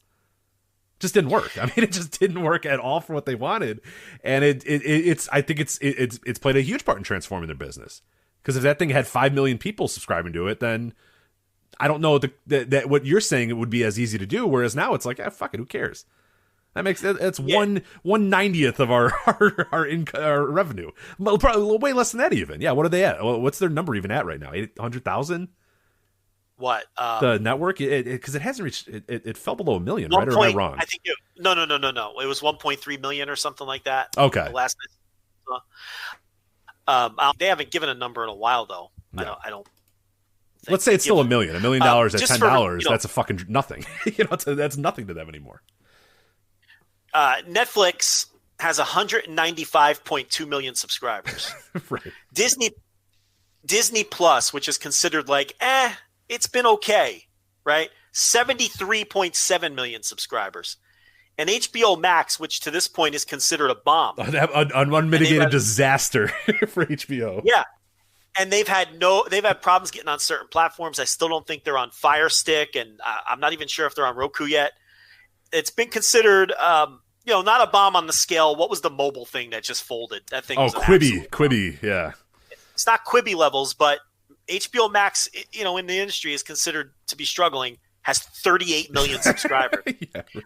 And WWE Network hasn't been able. Their initial projections were 3 million. Hey, they never got to 2. I don't think they ever got to 2. I don't think so either. Yeah, I think they got 1.8. I think was maybe their highest ever, and I might be making that up too. And you've got, Disney Plus out here where people think it's like, the jury's out, and they've got 73 million subscribers. Right. So, it just tells you, it's and look, I'm as stunned as anyone that the network didn't work out. I mean, it is an incredible value for $9.99 a month. It's ridiculous. To get all of the pay-per-views every month and then that entire archive for $9.99, it's just stupid. I have no clue why it hasn't taken off and why it hasn't worked. I can't figure that one out. Do you have any clue why that wouldn't have worked out? And now, because it's existed for 2014, right? Yeah. So now we're 6 years into it. You can't go back because now you have set the value for your pay-per-views at $10. You can't put that toothpaste back in the tube and charge $50 for them now. You're stuck. And it's really amazing to me that the network has not worked out 6 years into this thing. Yeah, I mean, at the time when they rolled it out, I kind of said, and it's weird that that it's been as true as it was, but like, unless WWE gets more popular, it's just going to be impossible for them to grow these network subscribers, and until they convert they have such a terrible job of converting their quote unquote fans. And that's the best thing when Vince McMahon says, oh, well, we have way more people that consume our stuff, and they watch on YouTube and they watch on Twitter and they watch all that sort of stuff. Well, when you use those numbers and they say, oh, we have 45 million followers on this, and I'm like, dude, you only get 1.5 million of those 45 million followers to pay you guys $10 a month. Like, you guys suck. You're really bad at your job. You're terrible at converting. And it just shows, A, how bullshit some of those numbers are, those social media numbers, and B, maybe just how unpopular WWE is and even terrible at their job to not even convert those people. Oh, listen, I'm not surprised in 2020 when 1.6 million people are watching Raw that they only have 1.3 million network subscribers. I was surprised in 2014 when they had 5 million people watching Raw. Right. They converted like 10% of their entire viewership to like network subscribers, which is wild. Yeah, and they were getting over 1 million people to pay $60 for WrestleMania that they could only get 1.8 million people or whatever it was to subscribe. I thought it'd be a layup to get at least like 80% of the people watching their TV to order. And that sounds insane in hindsight. They've never even sniffed that kind of present. You know what I mean? It's like, well, now they are because no one's watching the TV. And it's like, but then they, I couldn't believe it. I figured, all right, if 4 million people are watching the TV, why wouldn't 3 million people buy this thing for $10 a month with the ridiculous value you're getting? And I thought maybe it wouldn't work great at first, and maybe they were a couple years too early on streaming and stuff. But I figured by now it'd be a massive success. And we even talked about it at the time. All right, they're sacrificing some pay-per-view money now, but it's going to pay off in the end. It never did. And it's never going to. To the point they're trying to sell their pay-per-views to other streaming services and can't get anybody to buy them. How come no one's talking about that anymore? They can't even sell these pay-per-views. Oh, that's right. I forgot. At the beginning of the year, they said that they were going to sell the pay-per-views to other streaming services, and we all assumed Peacock or all these other startups Netflix, were going to grab them. Yeah, and nobody fucking called them apparently. So Disney Plus or whoever, and they have not even been able to sell their pay-per-view package. And I think the network is such a value. I'd keep it for $9.99 without the pay-per-views. I like the archive so much. So it's like, I don't know. That one's a mystery to me. That one I don't get. But anyway, we kind of drifted off in many directions. That's fine though. That was a good little topic there. So we got plenty more to get to today. Well, we got some other big picture topics we're going to get to as well. But before we do that, I do have to let you know that this episode of the Voice Wrestling Flagship Podcast is sponsored by our friends at MyBookie. And between the NFL, college football, there is no shortage of games to watch. Tennis, the Masters is going on right now as well. Thousands of lines available to play all of your favorite sports and events. And you can turn your game day into payday with mybookie.ag. If you're the type of guy who likes to back the big favorites, considering put a couple on the parlay and get a much bigger payout, or you can do the underdogs. Don't forget the dogs. Joe, you love the underdogs. What have you been doing? You're betting the golf, right? You've been into the Masters? Take the points. Oh, the golf? Yeah. The golf. I'm not touching it until after Friday. I want to see where we are. That's fair. After That's the fair. cut. Are you a golf betting guy normally, or is this a new thing that you've jumped into? I will bet the major events. Interesting. Okay. Am I sitting there betting, some random weekend events? The seniors. You're not betting the seniors tour. Well, let me tell you something. The seniors can be profitable because every now and then Phil Mickelson, who just turned 50. Oh, what a schmuck. Are you kidding? Listen, he's done it twice this year. Phil Mickelson. He's probably got bets on himself during that thing, right? He has hopped on the senior tour twice just to kind of warm up and practice for whatever was coming the next week, and he won both of them. I mean, it's like easy money, and he wins them by like 3 strokes. It's a joke. So you're laughing about the senior tour, which you can bet on MyBookie.ag, yeah, of course. by the way. Okay, but you got to keep an eye on stuff like that because when Mickelson he cleans up, he beats these old men. He's playing 70-year-olds. It's too easy, right. And he's like a world-class player, and it's just stupid. So, that's the kind of edge you got to look for when you're a gambler. There it is. So yeah, that's MyBookie.ag. We've been talking about it for a while. Game spreads, championship futures, player prop bets. It's never too late to get in on the action and start turning your sports knowledge into actual cash in your wallet. All you have to do is sign up at MyBookie.ag. And when you do, we've been talking about this for months. And if you haven't done this yet, you're still stupid. You need to do this right now. Use promo code VOW to claim a deposit match, dollar for dollar, all the way up to $1,000. So Joe, if I deposit $500 in MyBookie.ag and use promo code VOW, how much am I getting from them? They will give you $500. They're going to give me $500. Why are they doing that? That's correct. Why? Don't ask questions. Just take the money, man. If I put $1,000, they're literally just going to give me $1,000. They're literally going to give you $1,000. It's real money that you can gamble with today. Seems silly, but hey, they're doing it. Promo code VOW. It's a bonus, they say, designed to give you a little help and a little head start on your winning season. So that's promo code VOW to claim your bonus when you make your first deposit. UFC cards, prop bets for the Olympics or the presidential thing. There's no Olympics. No, don't do any Olympic bets yet. That's going to be a little while. But NFL, college football, golf, tennis, all that sort of stuff going on, all the major sports and more. Sign up today to begin your winning season exclusively at mybookie.ag. Again, promo code VOW. To get that deposit match, dollar for dollar, all the way up to $1,000. MyBookie.ag, promo code VOW. All right, let's talk about New Japan. Do we have to? It stinks. It's terrible. It's like I was from the moment we started this show, all those years ago, those many years ago, the constant on the show was that New Japan fucking rocked. Yeah. The reason we started the show is you kept bothering me and pestering me to watch Satoshi Kojima versus Hiroshi Tanahashi. And I eventually did. And I said, Joe, that ruled. I want to watch more stuff. And you said, I have more to give you, more to get. And then that is why the show exists. It was because you pestering me for months about Kojima versus Tanahashi. It's funny that you bring up that match specifically because I shit you not, Rich. A couple days ago, I went back and I watched Kojima win the 2010 G1 final against Hiroshi Tanahashi. Yeah. Great match. I watched Kojima Tanahashi from Wrestle Kingdom 5, where Tanahashi wins the title. And we always talk about that as sort of the turning of the page into the new era of New Japan. And then I watched a match I haven't seen in probably 10 years, the rematch at New Beginning, where Tanahashi defends against Kojima. And that match fucking ruled too.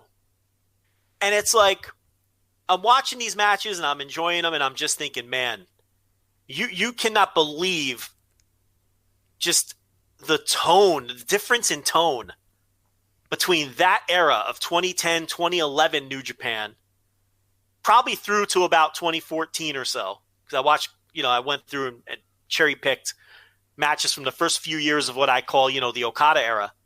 The difference in tone between that and what we're seeing this year, which is why I say we're in a new era now. Yeah. And I really don't think it's the COVID or the clap crowds. It's just, it's a different company now.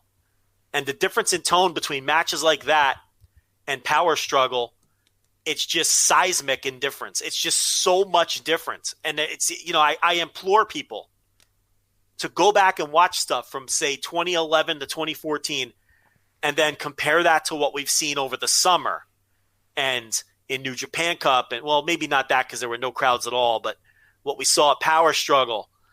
It's just a different company now, man. And it's not one that I particularly like very much. And we talked about this a few weeks ago when we talked about being in this new era, with all the old storylines of the previous era put behind us with Naito, Okada, and Tanahashi, and we're moving into this new period. I really think there's a difference in the way that the matches are being worked too. It's a different style of work. And you may not notice if you've just been a fan all along and you're watching. It's kind of like,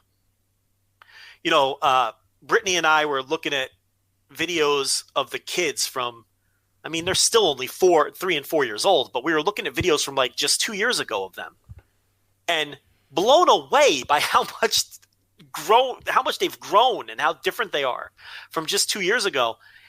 But you don't notice when you just live with them every day. It's the same thing here. Like you may not notice how much New Japan has changed until you go back and watch that stuff and how it was presented and how it came across and the tone of everything. And it's just a totally different company now. And it really hit me upside the head watching some of that old stuff. And we didn't plan this. I didn't know you were going to bring up Kojima Tanahashi, but it's funny because those are the 3 matches that I started my little, rewatch with. And it's just not the same anymore. It's just a different company. And to me, for the worse. Yeah.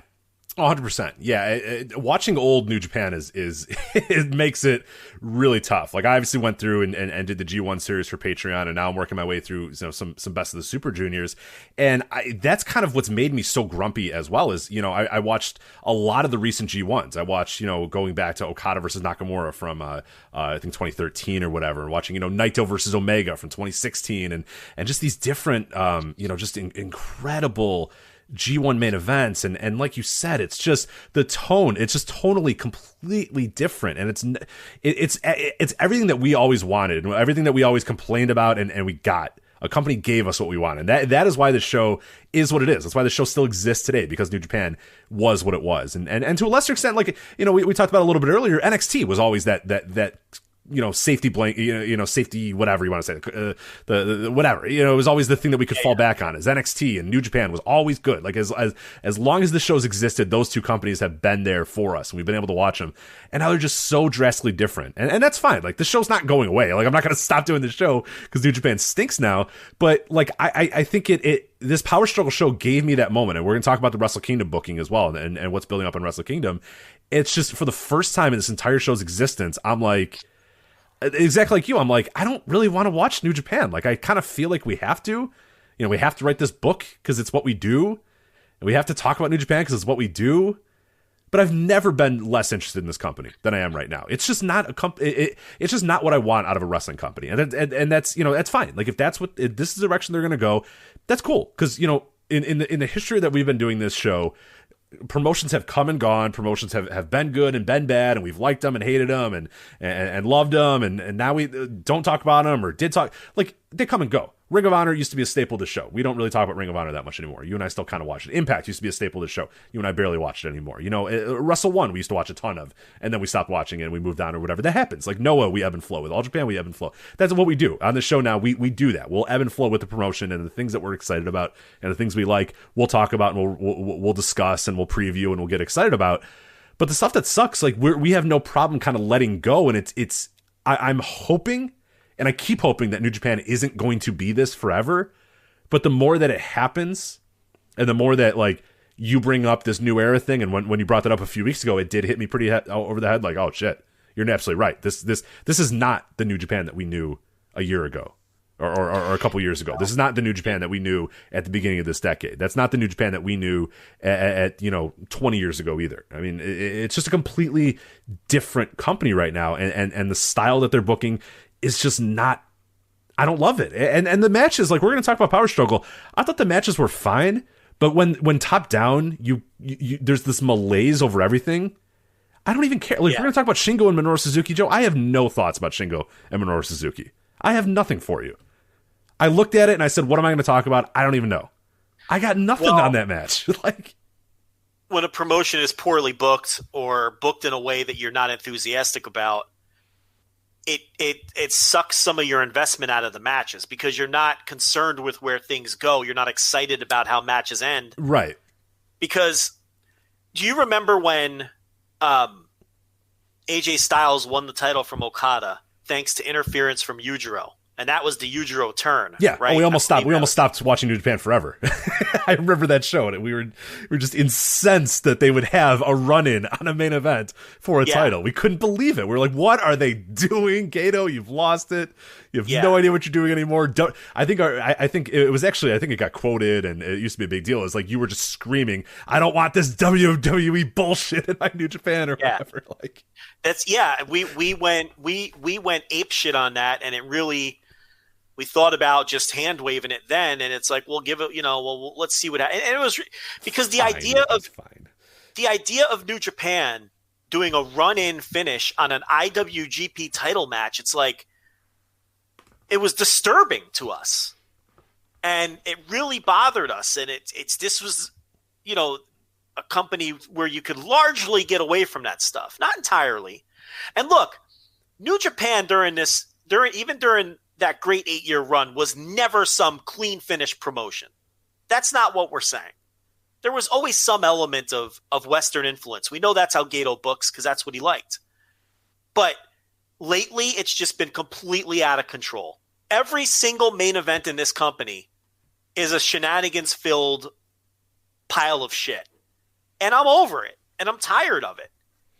And maybe Evil being out of the main event picture for a while will curb it a bit, but I'm not entirely confident. And they just introduced a new heel stable, which I'm excited about Empire, but as soon as they become another cheating stable, all of my enthusiasm will be sucked out of it and I won't care anymore. And I have a feeling that's what they're going to be eventually when they really get rolling with full membership and everything. It's just too much. Even last year's G1 final was all of that shit with Ibushi and Jay White. And it's like the match was great and it worked out. But when it's constant and over and the same shit over and over again, I really can't understand the mind of anyone who still says, oh, wow, I can't wait for this Evil match. It's the same match every single time. How can anyone enjoy it? I mean, I know I can't. I'm just so fucking sick of it. And, now with this double dome, look, I get it. Business necessitates it. If you could fill it twice, you do it. But it is now 2 years in a row. We weren't thrilled about last year's. No. I see a lot of people saying, oh, well, what'd you say about last year? It's like, bro, listen to the show last year. We fucking hated it. We were on an island. We were on the island last year of calling it WWE bullshit. And a lot of people got mad at us for saying that. And a lot of people come to our side this year. And here we go again. And it's like they back themselves into a corner where you have to come up with main events for these two shows. And they've completely, I don't want to jump too far ahead, but I mean, they've completely bastardized the G1. No, they have. No, for sure. And like, it's going to take it.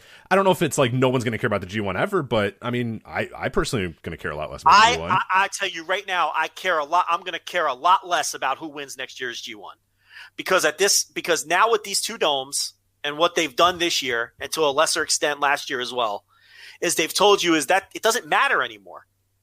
The guy lost the briefcase a month later, and he's still in the main event anyway. Why should you? That is a dangerous ground to walk on because now you're telling me I shouldn't have to care who wins, and I do not care. I'm telling you right now, I don't care who wins the G1 next year because you've told me it does not matter. Because you can just do some kind of, Western style wrestling booking to get your way out of it, and just and to do whatever you need to do the two dome main event. And I personally don't like that. I can get that with WWE. So, you're no different to me when you start doing things like that. On top of the fact that every main event you do now is loaded with interference and run-ins. And I don't want that. I especially don't want that in my New Japan, where we had 8 years where it wasn't nearly as, again, this was never a clean, finished promotion. Far from it. But you can tolerate it. And we complained about it at times when it got out of hand. Rich, you said you were tired of the Bullet Club in 2013. Yeah. Or whatever, or 15 or whatever it was. It was 13 or 14 Half for sure that I was ago. done with it. Yeah.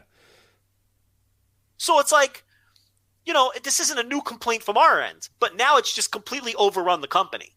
And it's just, the thing about New Japan right now this year, it's just not enjoyable to watch. No, it's really not. It's a chore. This power struggle was an absolute chore to get through. I didn't enjoy any part of it. I just said, I have to do this because this is the podcast. So let's go. Let's just do it. Yep. I'm watching so much of this because it's like my job, as opposed to being enthusiastic about watching it, which has been the case for the last 8 years. But man, I felt it.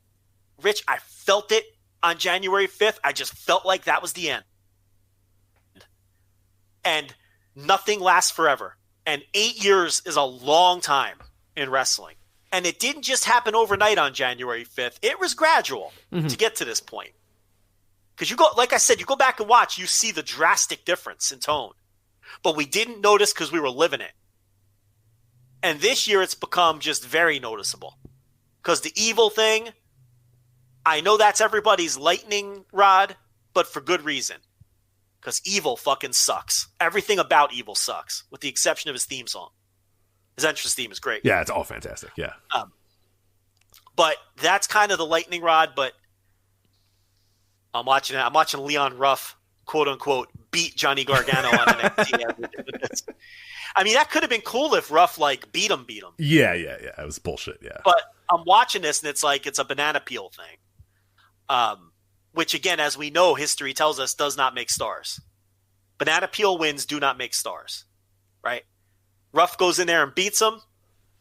Yeah, it's a different story, but I don't want to get derailed. Yeah, so Power Struggle had good wrestling, but it wasn't any kind of great show. And the booking just takes it down another notch. And when you don't have confidence in the booking, it makes it harder for the matches to be great because you lose investment in them. Yeah, right.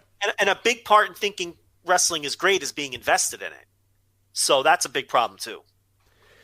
And one thing I wanted to bring up when you talked about the eras kind of changing and things changing and the changing of the guard in New Japan, and one thing that's been pretty obvious to me, and I started doing a little bit more research on it because my intuition kind of was like, yeah, it feels like, at least for this website, when we used to talk New Japan, when we would review New Japan, when not only this podcast, the website in general, when we do previews and reviews and pick'ems and all those sort of things, that was what drove this website. This website was driven by New Japan Pro Wrestling.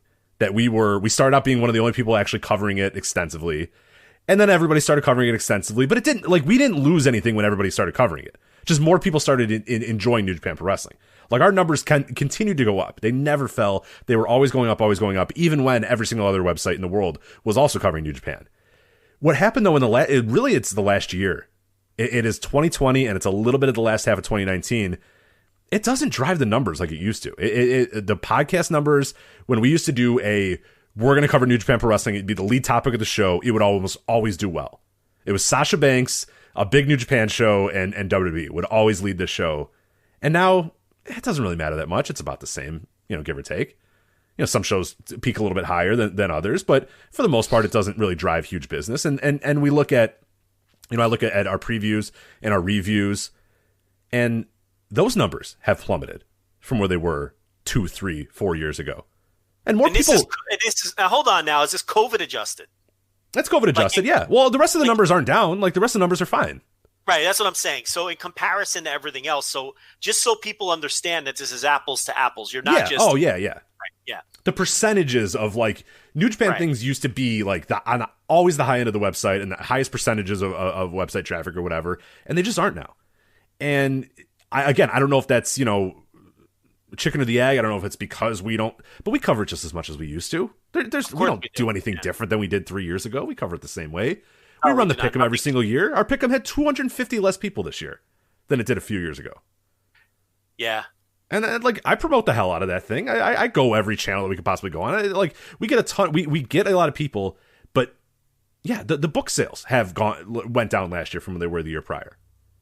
In the 2 years prior or whatever. And again, it's not like this website's struggling. Like, we're doing better than ever. Like, between this podcast, more people listen to this podcast than ever. More people are listening to all of our podcasts. More people are going to our website. People subscribe to our Patreon. Like, it's not like, oh, well, Voices of Wrestling is plummeting and that's why. No, everything else is doing okay. AEW is a fucking, that has exploded. That if we talk AEW, that does well. That does incredibly well for everything. Yeah, for sure. Yeah. New Japan doesn't. It just doesn't drive the business that it used to this website. It's just, there's less people are interested in it too. It's not just you and I. There's a malaise in general. No, Dave Meltzer talks about this too with his business. He's like, there's just less interest in general in New Japan, and some of that's losing access too. Access TV, absolutely, absolutely. That people always the hardcore New Japan fan always downplayed that because it was old matches that they had seen already. But there were a lot of casual fans who watched that, and that's how they followed New Japan. So that's a big factor. And, COVID is absolutely a fact. I mean, there's a lot of people who just can't get into any COVID era wrestling. That's fact. Absolutely. Yeah. And then also it just fucking stinks this year. They're having a terrible year.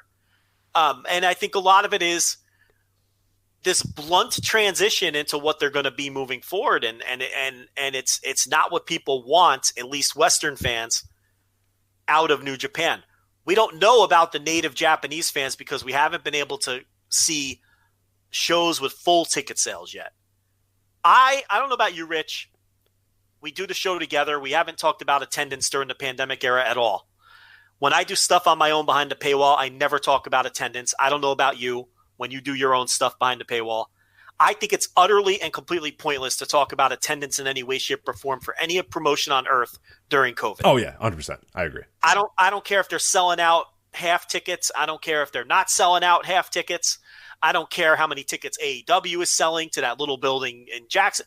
It's pointless to me until COVID is over and life is back to normal. I don't give a shit about any sort of attendance or ticket sales for any promotion anywhere. It means nothing to me. Because just because New Japan could sell X amount of tickets in Jingu, how do I know that's all they weren't going to sell anyway? We have no way of knowing. So I don't even bother trying to analyze it. So, my point here is we don't know what the ticket buying public thinks of New Japan's year. We can't say that we can't assume that they would hate it. We can't assume that it would be a rousing success. All we can go on are these clap crowds and people going, oh, well, I think they clapped harder for this match. You don't know shit. Okay, I don't want to hear that. It means you can't analyze any of it. So I don't know how this is getting over with anyone because there's no way of telling. But I can tell you that in the West, New Japan is far less popular. Yeah. It is. And you can try to identify why. I don't think, what we've seen since they've returned has helped at all. It's really since the return that's really, truly gone. It's that evil New Japan Cup win and title win. It's all gone in the shitter. which is why I say maybe getting Evil out of the mix will kind of return to normalcy a bit. But then you get this convoluted booking going into the Dome, and that has people kind of just rolling their eyes. I don't know. It's just it's a hard company to be enthusiastic about. Rich, I had to wait about 13 nights. 13 nights into the G1 to do my get into it bit. When have I ever had to wait 13 nights into it? Yeah, you're usually night 3 at the absolute latest for your get into it. Night 1, motherfucker. What do you mean? No, sometimes you got to wait at least till night 3, but yeah, but it's like I had to wait like 13 nights to do that bit. And then I had to force it. It didn't even, because people wait for it. And it's like, and yes, some of that's the clap crowds. But my God, the B block at G1, Rich, I know people pretend it was good, but I mean, come on. That's another example of how this company has fallen. Where people have to twist themselves into a pretzel to defend shitty G1 blocks. Oh, well, it was a different style of wrestling. And no, it just sucked. It just wasn't good. Okay, we need to come to terms with it. There's a problem here. The booking is not good. The style, it's the tone and the style more than even that. That's just struggling. And then it sucks your investment out of everything. So, I don't know. Power Struggle, after I got done watching it, I thought, that was a pretty good show. I just hated the booking. But then, over the course of the week, I watched all this older New Japan, and I watched these other promotions. I watched a Noah show today that I loved. And then I'm like, no, I fucking hated Power Struggle. Right, it sucked. It was garbage. Because there's other shit that it's like I watch Full Gear and all this. It's like, no, I actually didn't like Power Struggle, even though the wrestling was okay. So I guess we got to review this thing and explain why we're so down on New Japan. I guess, yeah. It's not going to be a good review, man. I mean, this was way better than that 3 straight shows over the summer that I thought were actively not good at all. The New Japan Cup final, not Jingu was okay. The 3 before that, whatever they were. Yeah. I thought that was the worst three show run that New Japan has had since God, you'd have to go to like 2009. Right. You have to go like to 2009. And how about this you want a hot take, Rich? Let's go. I've been thinking about this one all day. I am familiar with pretty much every year of New Japan history. And also I'm watching all this stuff, as you know. I started with 1980 and I'm like in 85 now. Rewatching all this stuff. I've been on top of it since fucking the end of the Enochiism shit. There's only a few years of New Japan where I really just tossed my hands at the Enochiism stuff and couldn't fucking keep up with it that I'm not intimately familiar with. So we'll leave those out. Outside of those 2 or 3 years where I just totally gave up because it sucked, 2020 is the worst year New Japan has ever had. How about that? Yeah. Is that a hot take, or are you just going to... I don't know how... Yeah, I mean, I would say the 2 matches at Wrestle Kingdom, I thought the big main events, your Naito and Okada, and then your Okada Ibushi matches, I mean, those were tremendous matches, like incredible matches. I think that puts the year pretty high up, but you're absolutely right in the fact that from that point forward, we're really grasping at, like, there's a few matches that I've liked, but by and large, no. It has not reached the highest of the highs, and the stuff, it's not only just the great matches, it's also like kind of your ancillary matches, your tournament finals, your tournament matches, all that sort of stuff. And New Japan has been great. I mean, you go back and you're watching a lot of it. I'm watching a lot of it for the Patreon. I'm doing the best of the Super Juniors. I did the G1. I do that sort of stuff. And I often will go on New Japan World and just click around and find random stuff. You'd be hard pressed to find another year that has so few. Just I don't know exactly the right way to put it, but there's just no emotional connection with 2020 whatsoever. The style of the year, the big matches of the year, outside of the 2 dome matches, and we always talk about that.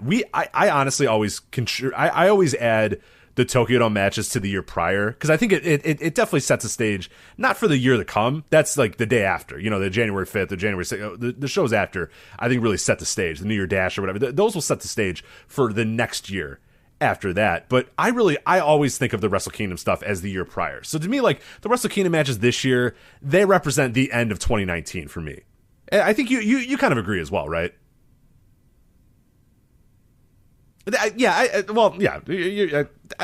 Whatever.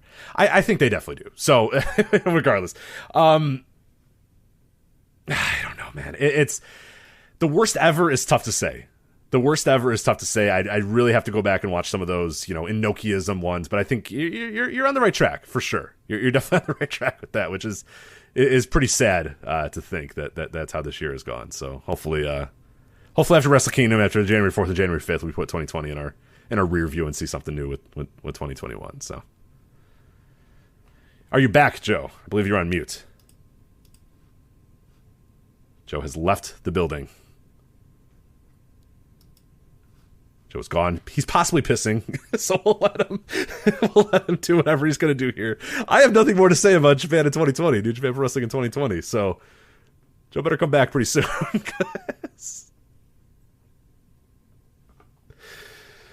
All right. Well, you know what? I'll cover Power Struggle. I'll cover Power Struggle a little bit. We'll wait for Joe to come back from whatever he's doing or wherever he's gone. So, hello. Yay! There you are. I was not on mute. Well, nobody could hear you if you were talking. Yeah, I mean, you were getting frustrated because I wasn't responding to your questions, but I was talking, and I thought you were just talking over me. No, I didn't hear you at all. Yeah, so you were like. I thought I got you set up perfectly, and then you just didn't do anything. I'm like, all right, fine, whatever, fuck you. I'll just keep moving on. You go. I think that the Wrestle Kingdom shows really belong to the year before. Don't you agree? And then I was like, yeah, I agree. And you were like, you know what, whatever. And I'm like, and then I said, wait a minute, I agree. I'm like, I agree. Stop yelling at me. I agree. And then I started getting mad because I thought you were being rude. I was like, dude, I fucking agree with you. And then you were like, I don't think Joe's there. And I'm like, oh, well, this makes sense now. I'm cursing at him, but he can't hear. It got contentious there because I thought you were like mad at me. I'm like, I'm agreeing with you, dude.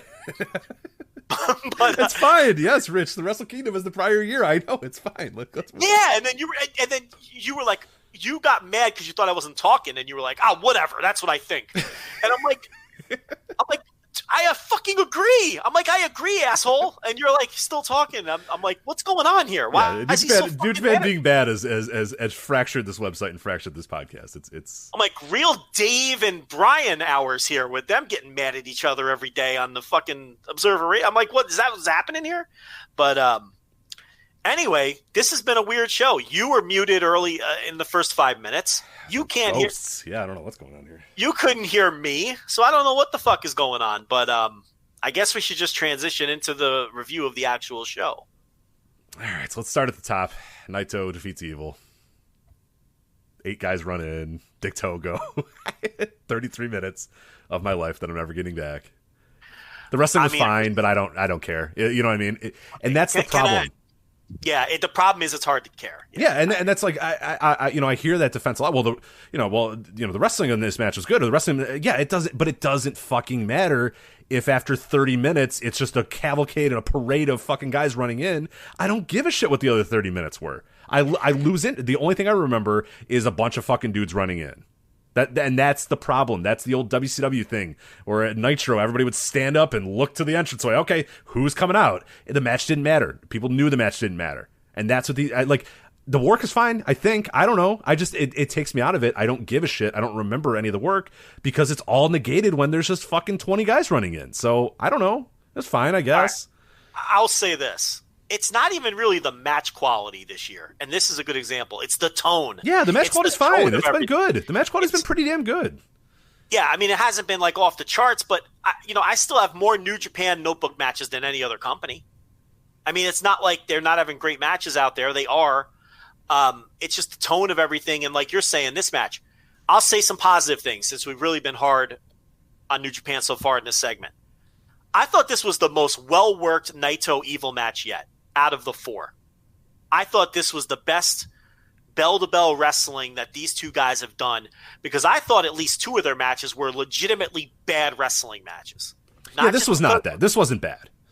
No, they were good. I mean, they've had matches that I thought the wrestling was bad. And, they were not on the same page and it just was sloppy. And then you have Togo and then it's a fucking 2-star match at that point. This one, I thought the wrestling was good.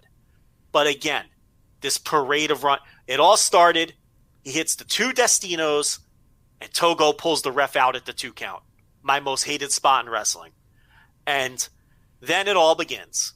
The garrote wire, Yujiro, then Jay White, and that whole thing. And then Ibushi runs off Jay White. And Rich, you want to know what one of the biggest problems are? One of the biggest problems with New Japan is because they don't do backstage segments or they don't do like promos or things like that in front of the fans. They have to do all of their angles inside the ring between the bells. And that means when you have to set up a convoluted Wrestle Kingdom 2-night thing, you got to shoot a million angles in your main event match to tell that story. Because when else can you tell that story the way that the company is structured? Do you understand where I'm coming from? Yeah, with no, that? for sure. Yeah, it all has to be done in the ring, which for some things is a positive. Sometimes that's I Yes. like that idea.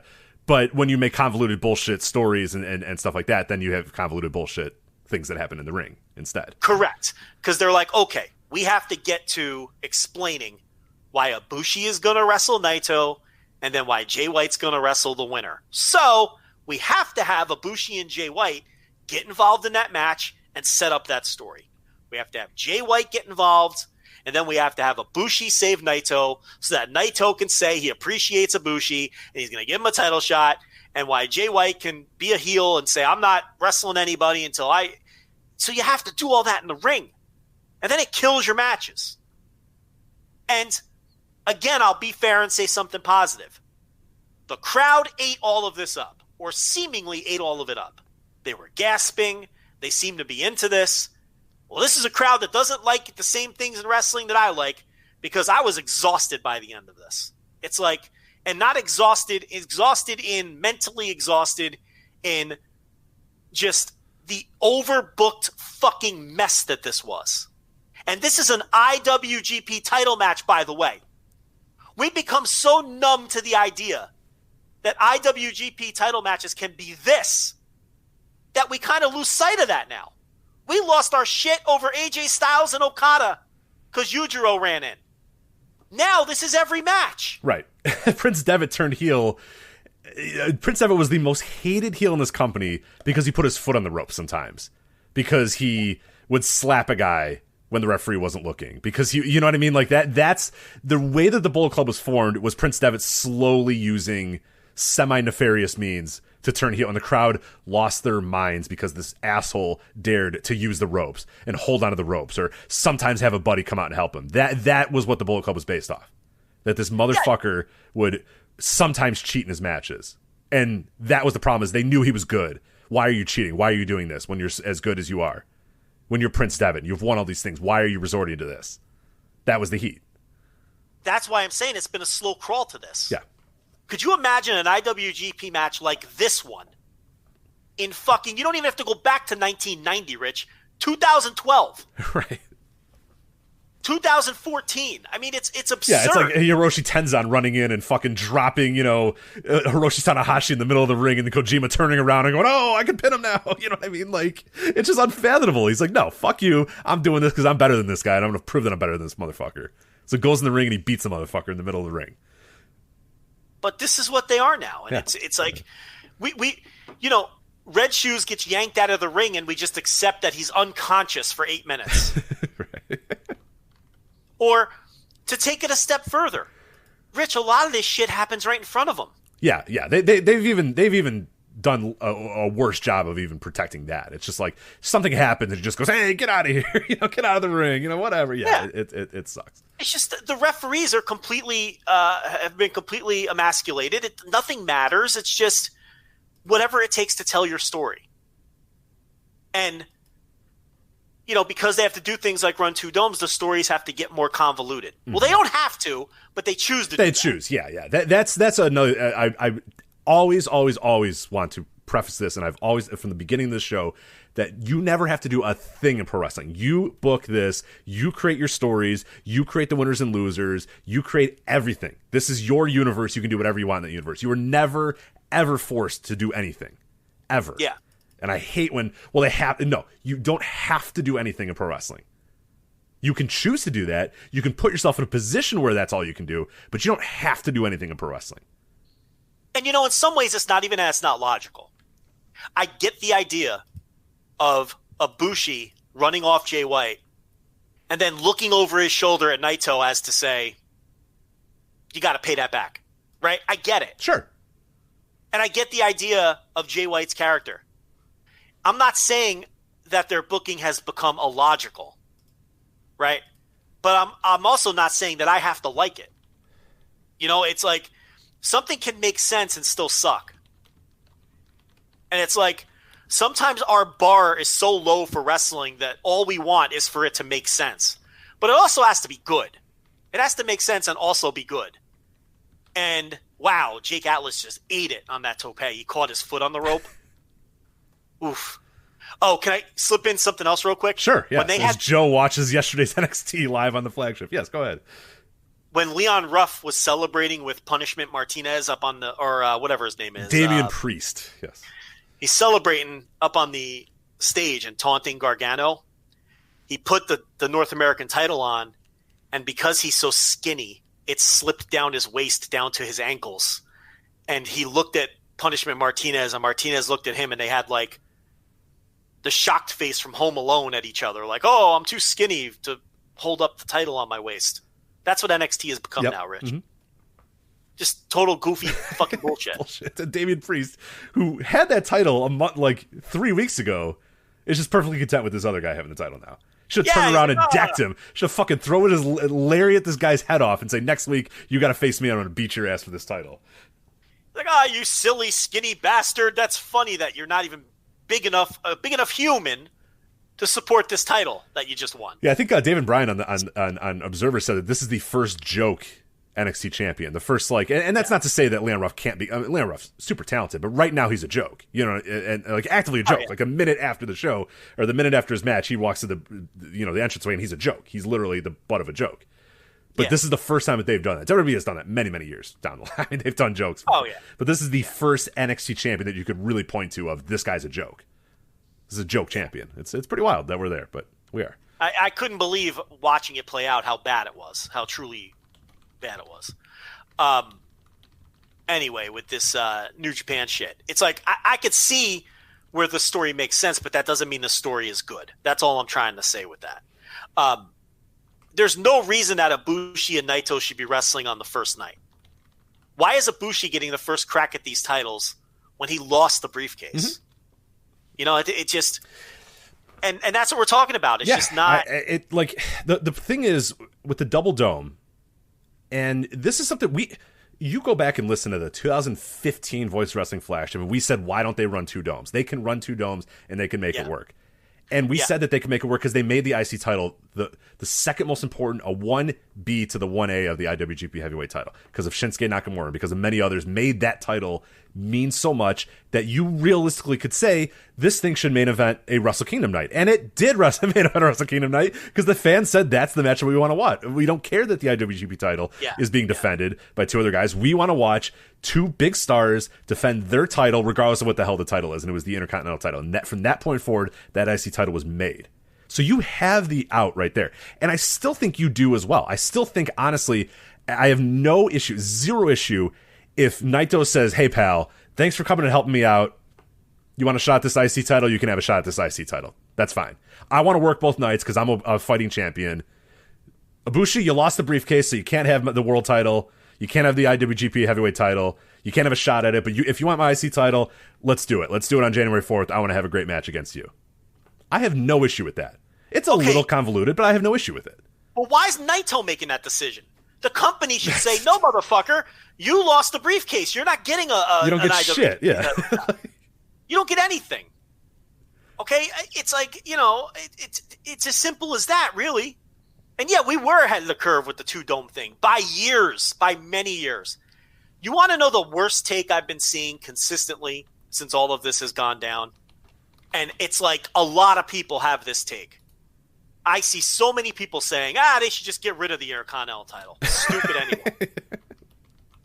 It's such a mind-numbingly stupid take.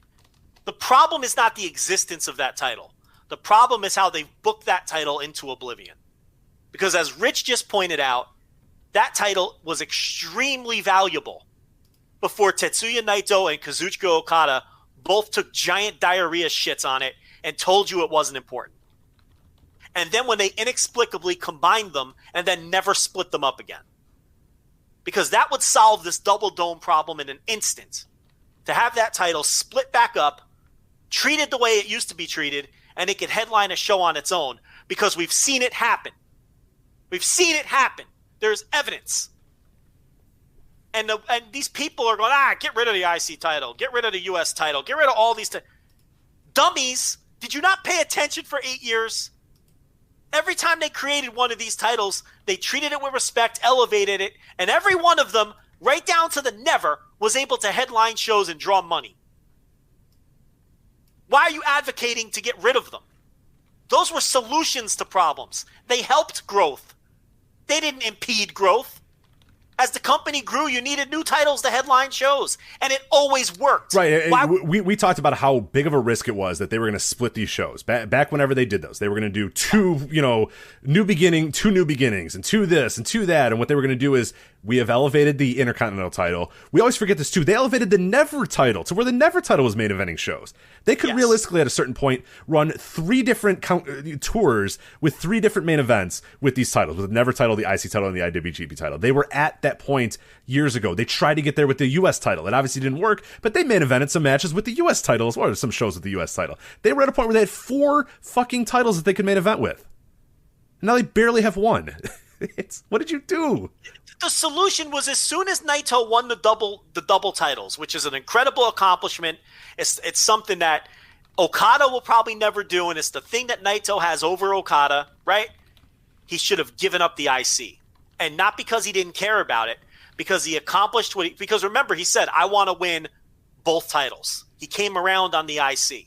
Once he won them both, that story was over. He should have abandoned that one. He should have given that one back to the company and said, I set out what I accomplished to do, and they should have put that title back in the rotation.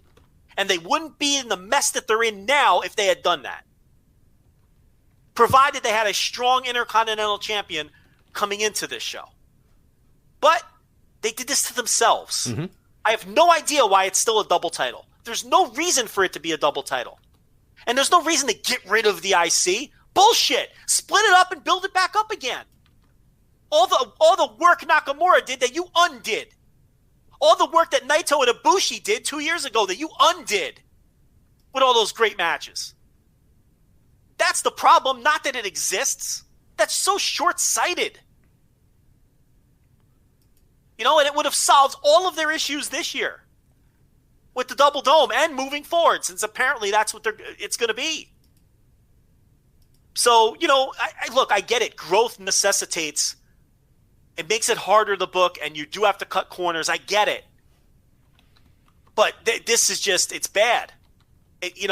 Once you tell me that, once you shit on my investment, like they have shit on my investment of the G1, like they have shit in my investment of briefcase defenses, then that's where you start to lose me. And that's a dangerous game to play. Because look WWE and what they have done. And why they have lost all their viewers. Because no one believes in anything anymore. And that's you think I'm being dramatic, but that's what's happening here.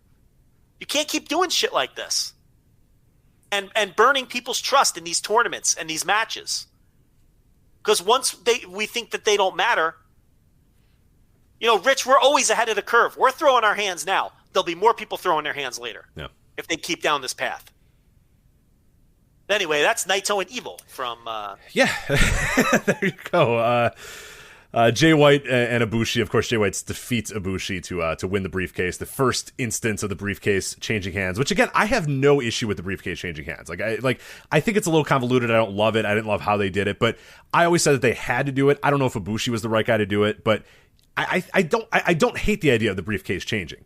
That's not my issue. The briefcase can change, and Jay White can win, and he can laugh at Kota Ibushi, and Kota Ibushi can go kick rocks and fuck around and not have a big-time Wrestle Kingdom match. That's fine. That's not the way I would book it, but that's the way that they can book it. The problem that I have is that him waltzing into in a title match where he's going to win, by the way. He's going to win that match, right, at January 4th. He's beating Naito and winning that title. Rich, he's winning both. Right. He's gonna leave Wrestle Kingdom January 5th with both titles around his waist or around his shoulders or whatever, and we will have repeated the story we had last year. We'll have said that the G1 briefcase doesn't fucking matter because the guy that won the G1 briefcase lost it and still walked out with both titles at the end of the night. It's just, that I have no issue with Jay White defeating Kota Ibushi if that's the road you're going to go down. If that's the plan you want to do, then fuck it. Jay White, Naito, Wrestle Kingdom, double title, that's our match. There it is. That's it. I have no issue if you do that. I could take some umbrage with the way that they did it, with who they did it with. That's fine. But I could see it. I would understand, okay, I know where they're going. I understand the plan. You lost me. Yeah. The thing is, the moment Ibushi lost the briefcase, when I'm watching this show, I said, oh, okay, he's going to end up with the title at Wrestle Kingdom. Because it's just, I know that the way that they, but it's like last year when Naito got eliminated from the G1. What did I say on this show? Right. He said he's walking out of there with the title. I say he's walking out with the title. This is what they do. It became more obvious to me that Naito was walking out with the title. And that's before I even knew about the Double Dash tournament shit. As soon as Ibushi lost with Jay White's feet on the ropes, I said, oh, that's fucking weird. And he's going to end up winning the title now. There is only one possible outcome of these two matches at Wrestle Kingdom that they can do, or they have completely lost their minds, and that's Kota Ibushi winning both matches. You cannot do any other combination of outcomes. You cannot have Naito beat Ibushi on night one. Or what you're doing if you do that is you're just killing Ibushi. You're overheating. Yeah, you're overheating it, and you're going to lose. And that's classic booking mentality is heat, lose, underdog, and then eventually we'll turn on him, and then he's going to be great. But you lose sometimes you lose that opportunity. We said that with Naito. You couldn't have Naito lose again. He had to win these both titles last year. He can't heat that again. Let me tell you something. If Ibushi loses to Naito on night one of Wrestle Kingdom, he has been treated by far worse than Naito ever was. Yeah. Because he would have lost both Wrestle Kingdom matches last year, won G1 2 years in a row, never came away with the title, is the only guy to lose the briefcase, and will have gone 0-3 in the past two Wrestle Kingdoms despite winning the G1 twice. And was the only guy to lose the briefcase. That is way worse than anything that ever happened to Naito. Because at least Naito won the title once in 2016. 16, yeah. Or whatever Dominion 16, I believe.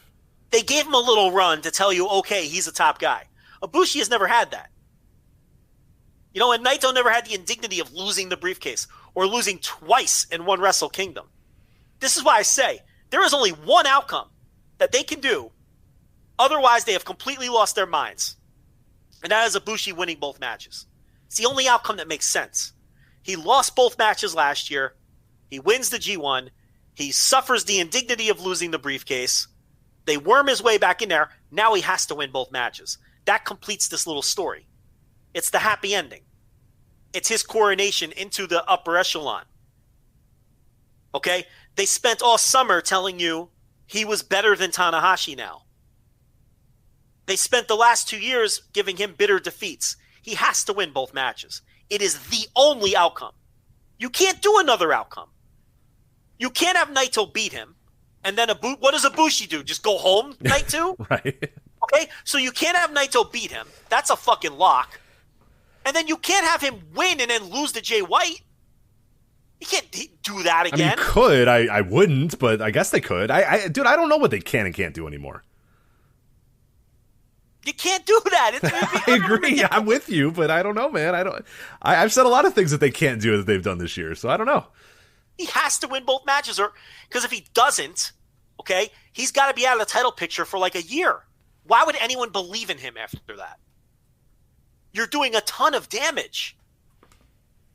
Again, otherwise you've just gone full WWE. But the thing about it is all the rules are changing right before our eyes, so who the fuck knows? Yeah, that's what I mean. So, and that's why for 8 years, we could come on the show and basically predict every big main event, predict every big match. We were wrong a few times here and there, but we were surprised. But like, we could basically tell you, these are the guys, this is the Wrestle Kingdom match, here's probably what's going to, like, we could do that meticulously, down to a science of who's going to win the G1, how they're probably going to win it, who's going to wrestle the main event, this stuff. Yeah, we were wrong a few times here and there, but like, for the most part, we got it. We nailed it. 2020, dude, I have no fucking clue anymore. No clue. And that takes me out of it. Yeah, someone in the chat room is saying, well, he could lose to Jay White and then beat him at New Beginning. No! Fuck fuck. What would be the justification for Ibushi to get another title shot a month later after blowing it again? He doesn't have any fucking justification now to get it, and he's getting it at Wrestle Kingdom. Well, that's what I mean. It's like it's just I don't know the rules then anymore. It's a never-ending just deluge of shit. Yeah, if we just start doing that, yeah. It's just dumb shit that doesn't make sense forever. You can't. That would be awful. You can't do that.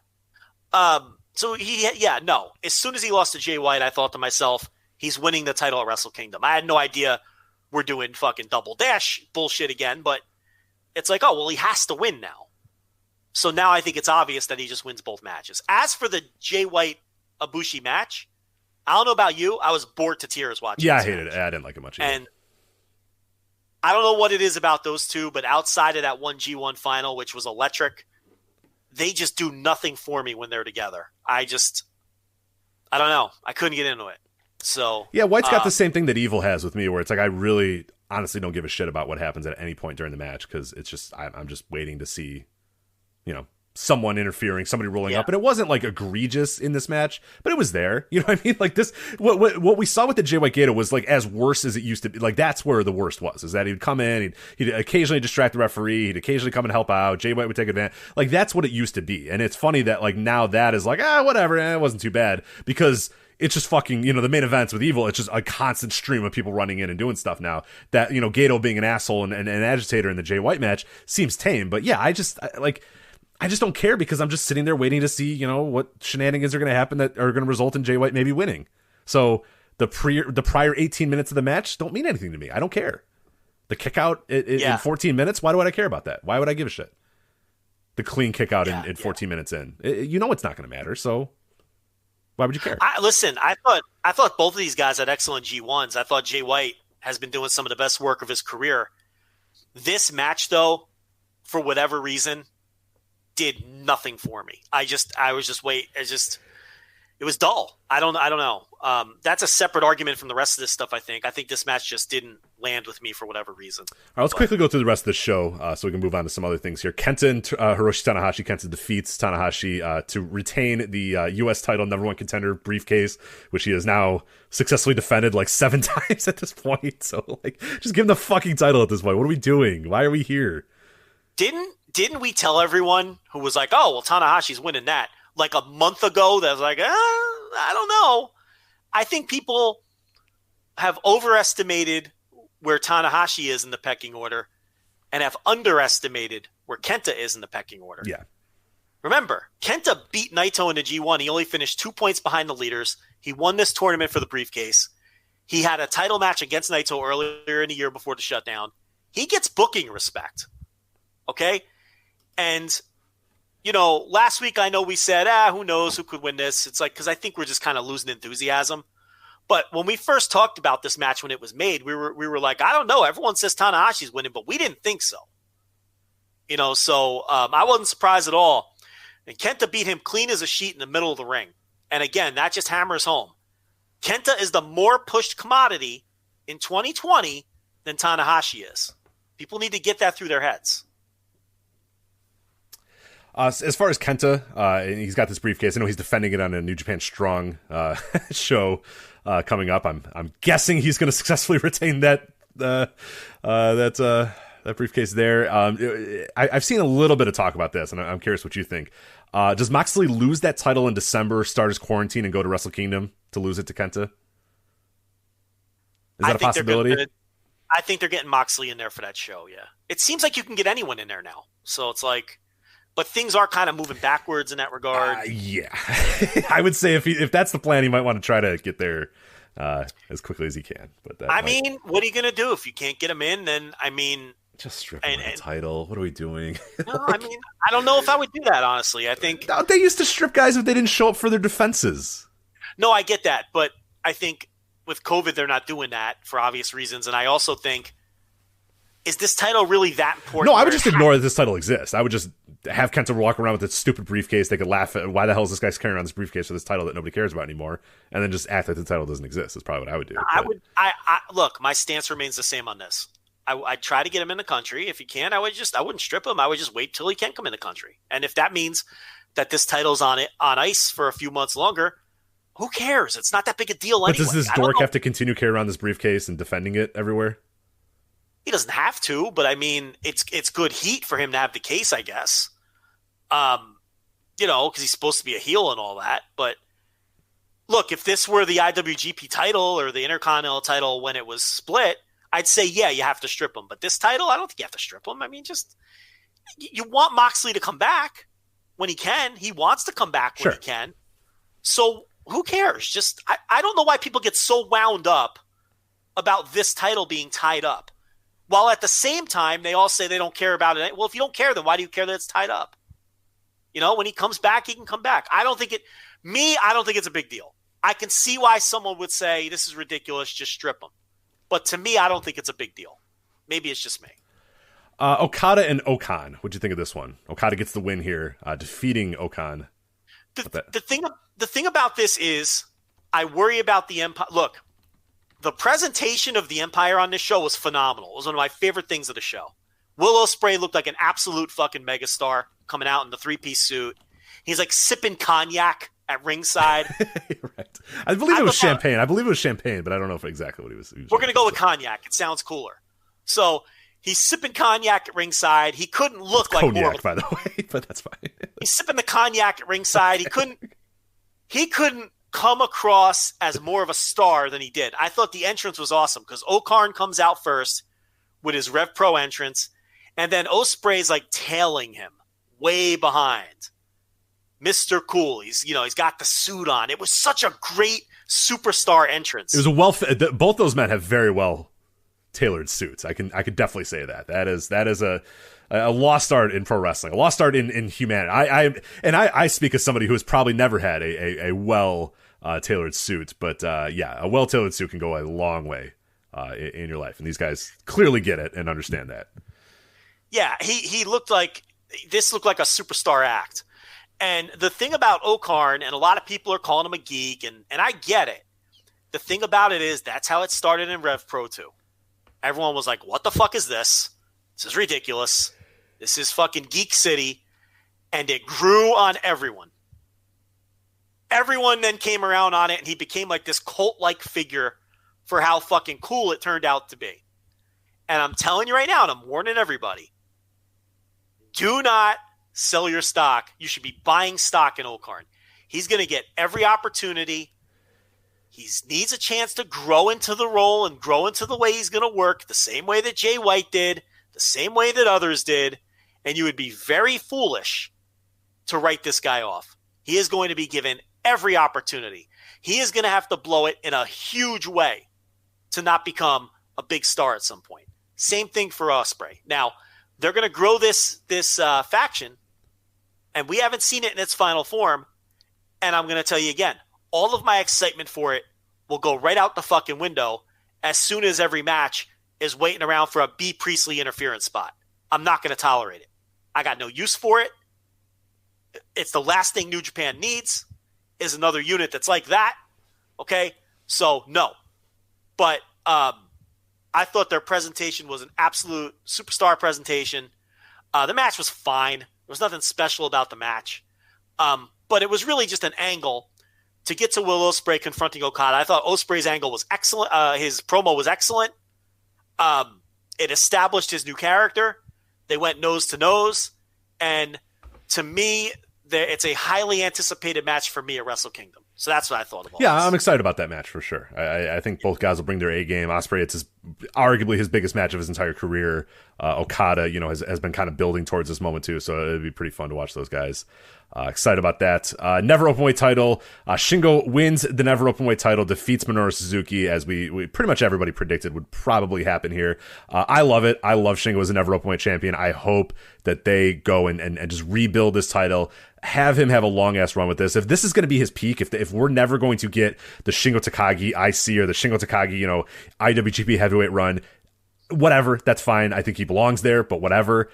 He can be the Never Openweight champion, and he can defend the fuck out of that title and have some great matches and make that division a whole lot of fun. And it's not that Suzuki hasn't. I mean, Suzuki's been a great champion this year, but I am excited about the Shingo Takagi Never Openweight run in 2021 and moving forward. So I hope he has this title a long time, and I hope there's a lot of really fun matches too. But the match itself, it was fine, but the malaise of New Japan really just kind of wore on me because I watched this in reverse order in a weird way. Because I wanted to watch the main event to make sure I had time, and then of course I had plenty of time to watch it. But so I ended up watching all of it, but I watched it in reverse order. I watched the main event first, and then the JY Kotobushi, and then restarted the show. So the malaise of what was going to happen in the main event kind of dragged me down in this match. But I think people liked it, right? Yeah, I thought this is the best match they've had of the three. I went 4 1/4. A lot of people were saying that Suzuki got knocked out legit towards the end. I thought they were working. I thought so too. I didn't. It was too pronounced and too exaggerated. I know the spot that people are talking about. Yeah. That's not what guys look like when they get knocked out. Yeah. There's a different look and feel to it, and I think Minoru Suzuki was working it. And whether they were or not, it worked for me. So I mean, if he got his bell rung, it is what it is. I mean, you just hope he's okay, and it seems like he is, and you move on. But no, I thought it was the match of the night. And the best match of the three that they've had. I thought it was significantly better than the G1 match and a little bit better than the Jingu match. So, as far as match quality goes, this was the high point for me. And then our opener, it's not even worth talking about. Toru Yano defeats Zack Sabre Jr. to retain the KOPW title in a no corner pads match. So. Yeah, I'm not going to do if you like it, you like it. It's fine. It's whatever. We're not going to waste our time. Whatever. It's not for us. It's not going to be for us. It's never going to be for us. So whatever. I didn't find it it wasn't offensive or anything. Yeah. No, it was just and if it's an opener, and is it any more?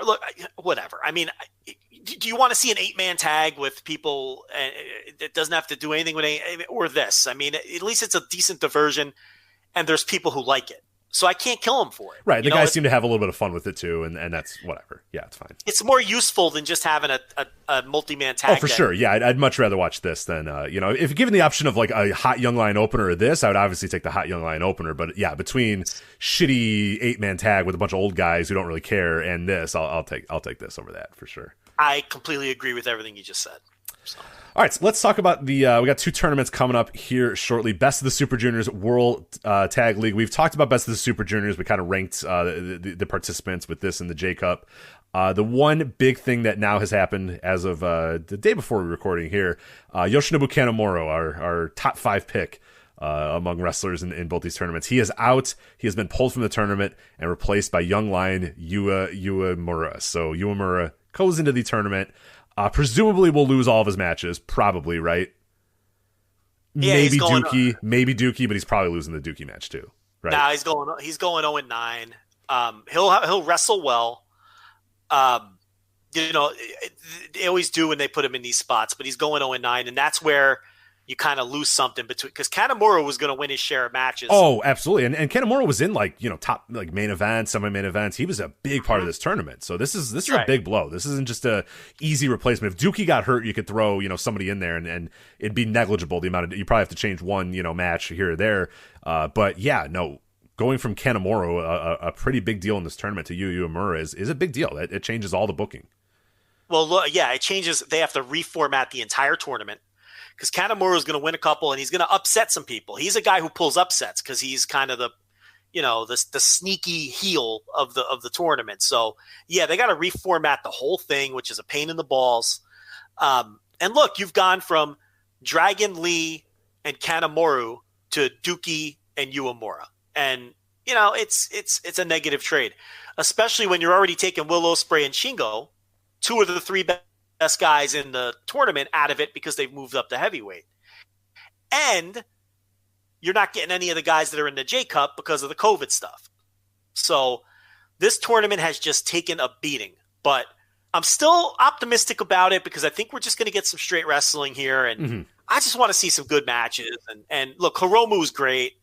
And, they're all going to, you'll get Hiromu and Despy and Sho versus Hiromu. And there's some good matchups here. So yeah, I'm excited to see Robbie Eagles. I'm excited to see Robbie Eagles back. Yeah.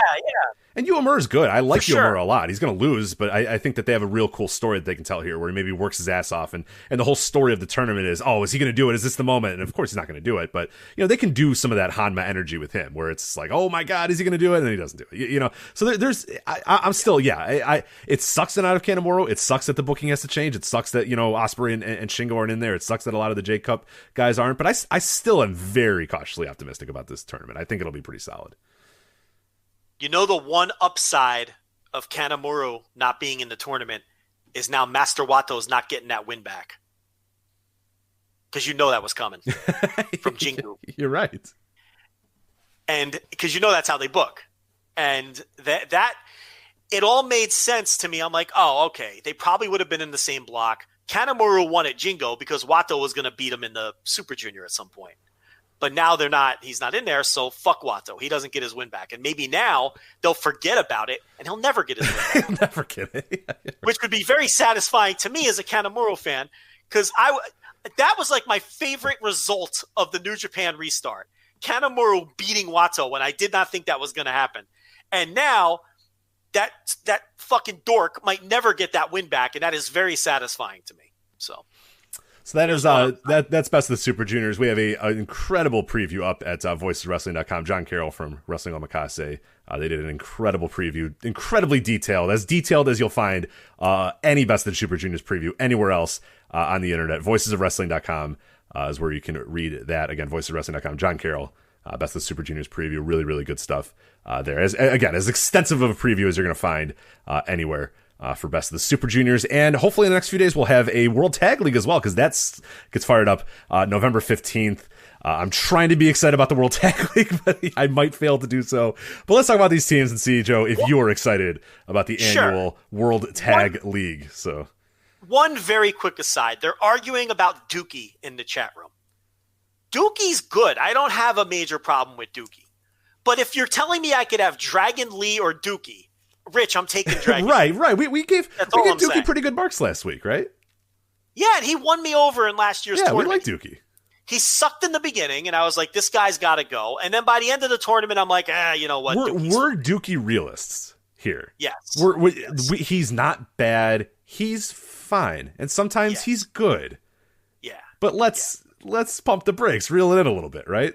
Yeah, and all I'm saying is he likely replaced Dragon Lee. Right, who's much better than Dookie. That's all I'm saying. So they're having a gigantic war in the live chat room, which you can participate in on the $10 tier. But just making our stance clear on Dookie. But let's look at these Tag League. Let's get into it. World Tag League, November 15th to December 11th. Your teams are Juice Robinson and David Finlay, Evil and Yujiro Takahashi. God, Joe, I'm not watching a single Evil Yujiro Takahashi match. Is that okay? That's a horrendous team. I'm not watching one fucking match of those dorks. All right, not one. It's not going to happen. You know what I'm watching right now? I'm watching the heel from the movie Scream and Candice LeRae beat up Tony Storm. Yeah. You'll be shocked to know that Indy Hartwell was underneath the mask. Yes, I know. Even though I think they already revealed that, but then they unrevealed it and then now revealed it again 2 weeks after Halloween. Apologies, they were beating up Shotzi Blackheart, not Tony. Well, they beat up both of them. Yes, you don't care. Yeah. No, I watched a little bit of NXT last night. I saw Candice and Tony Storm have a match. Yeah. It's pretty bad that we can't just have Candice and Tony Storm have a wrestling match. It has to have somebody in a Scream mask 2 weeks after Halloween.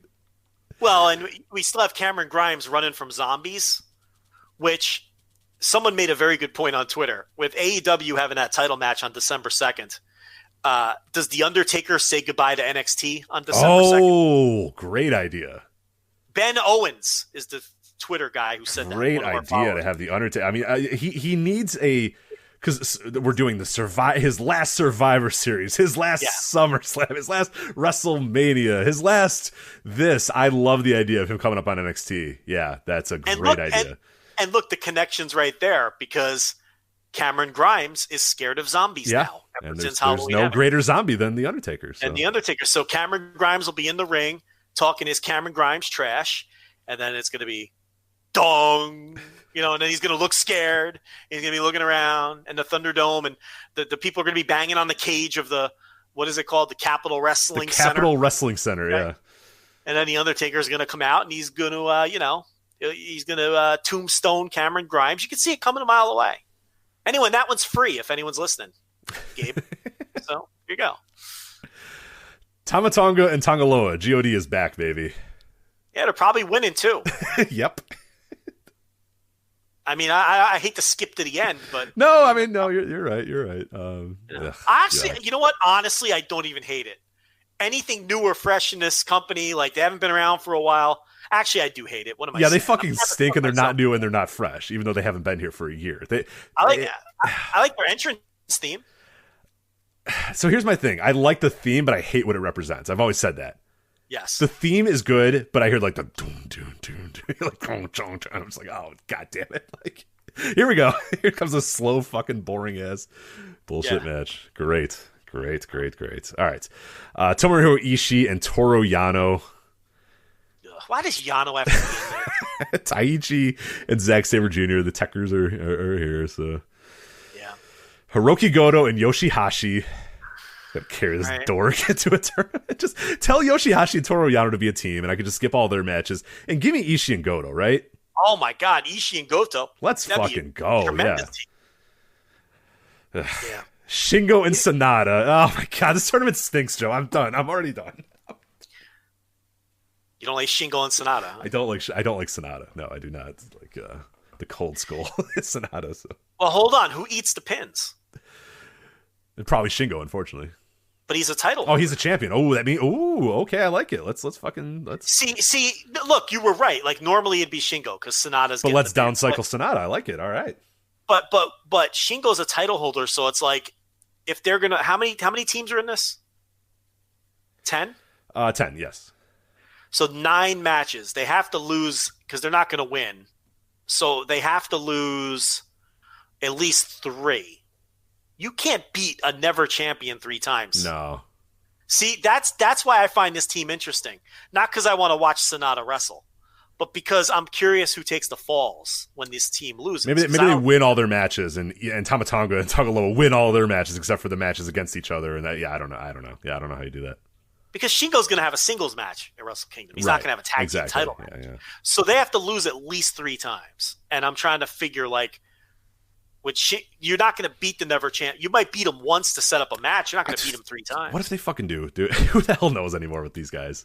Yeah. Anyway. I would doubt it. I would highly doubt it. But, things don't get much better. Bad Luck Fale and Chase Owens. Yeah, it's a horrendous team. It is such a bad team. That is an awful team. Who wants to watch that? My God. Yeah.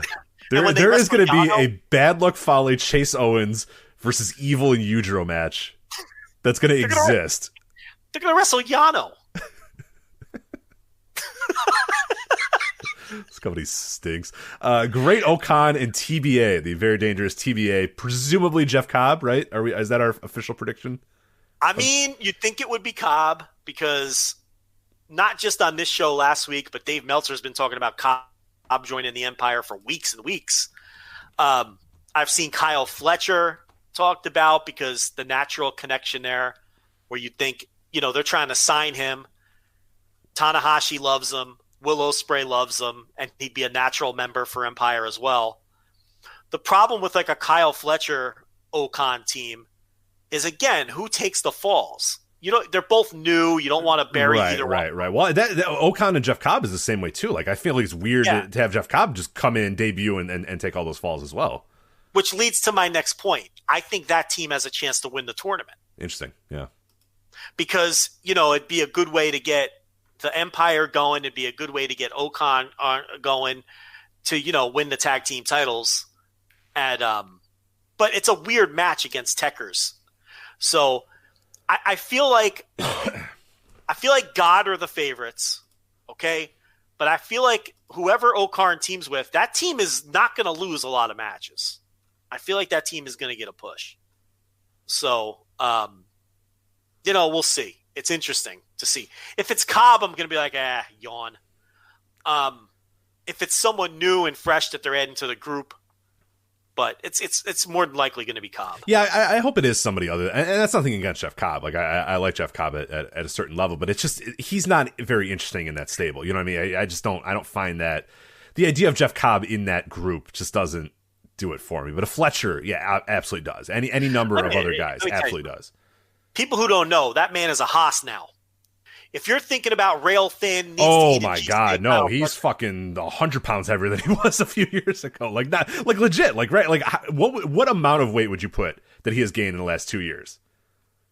I would say that he is so big now that he'd be one of the biggest people on the roster. Yeah, it's wild.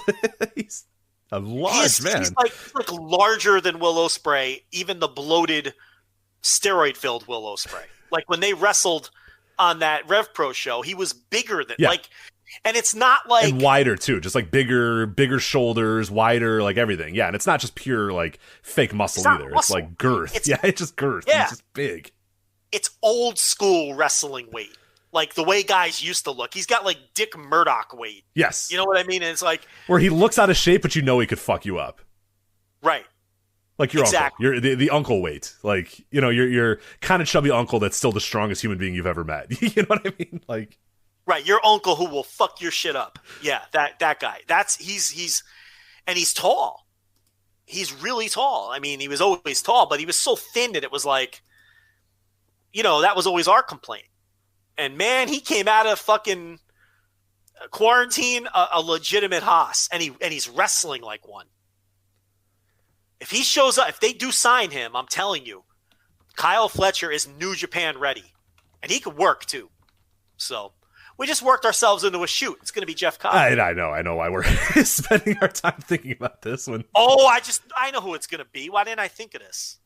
Rich, it's going to be Mad Mikey Nichols. Oh, of course. Jesus Christ. I mean, why not? At this point, you know what? Fuck it. Yeah, do it. It's already a disaster of a fucking tournament with a bunch of bullshit teams. Yeah, Mad Mikey Nichols, perfect. Great. Mad Mikey Nichols. Mad Mikey Nichols, yeah. You think he'll ever be back, or are they just like, are they just going to, not call? Like, does he call and they just don't answer? Are they like waiting around for Shane Haste to get released and then just bring him in as a package? Yeah, I wonder. I'm curious. I like Mikey Nichols, but that didn't work out. No, it didn't. That didn't work out. It didn't work out. It's been a while too, hasn't it been like a year? It has been quite a while, and I think the ship may have sailed. I think it may have, yeah. And I am fine with that, and we never have to speak of the name Bad Mikey Nichols ever again. So we wouldn't have to do a profile in the book this year, right?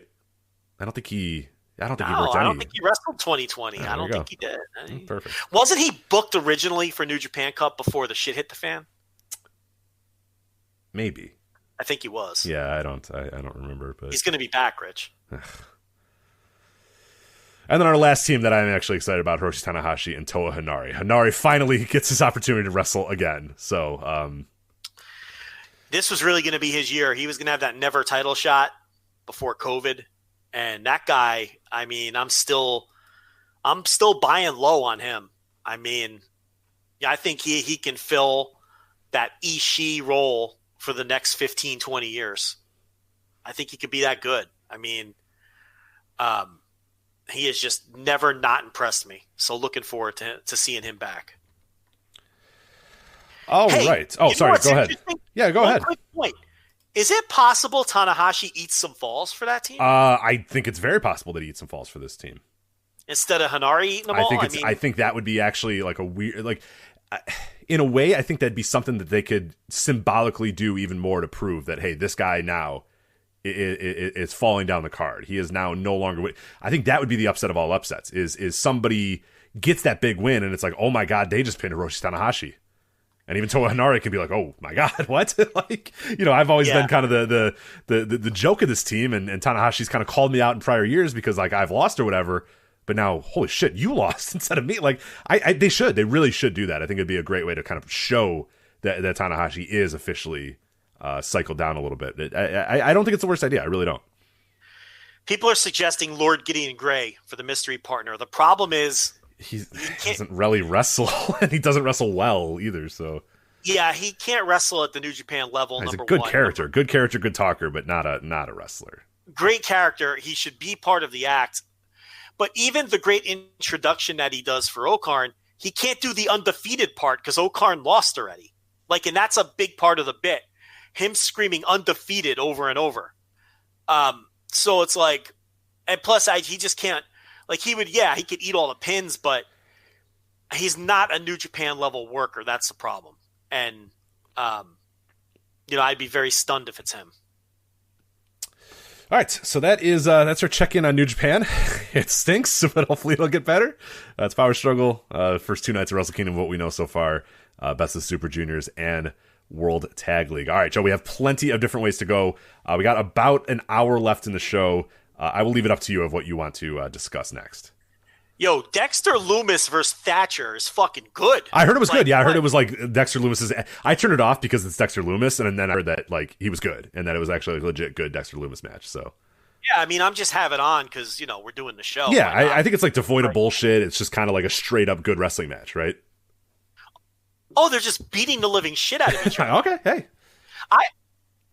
I legitimately enjoy WWE Timothy Thatcher. I mean, I've been saying that all along. I mean, I have to be honest about it. I think I've enjoyed him in WWE way more than Evolve. I mean, it's not even close. I mean, this match rules. Of course, it goes to commercial in the middle of the match. The fuck.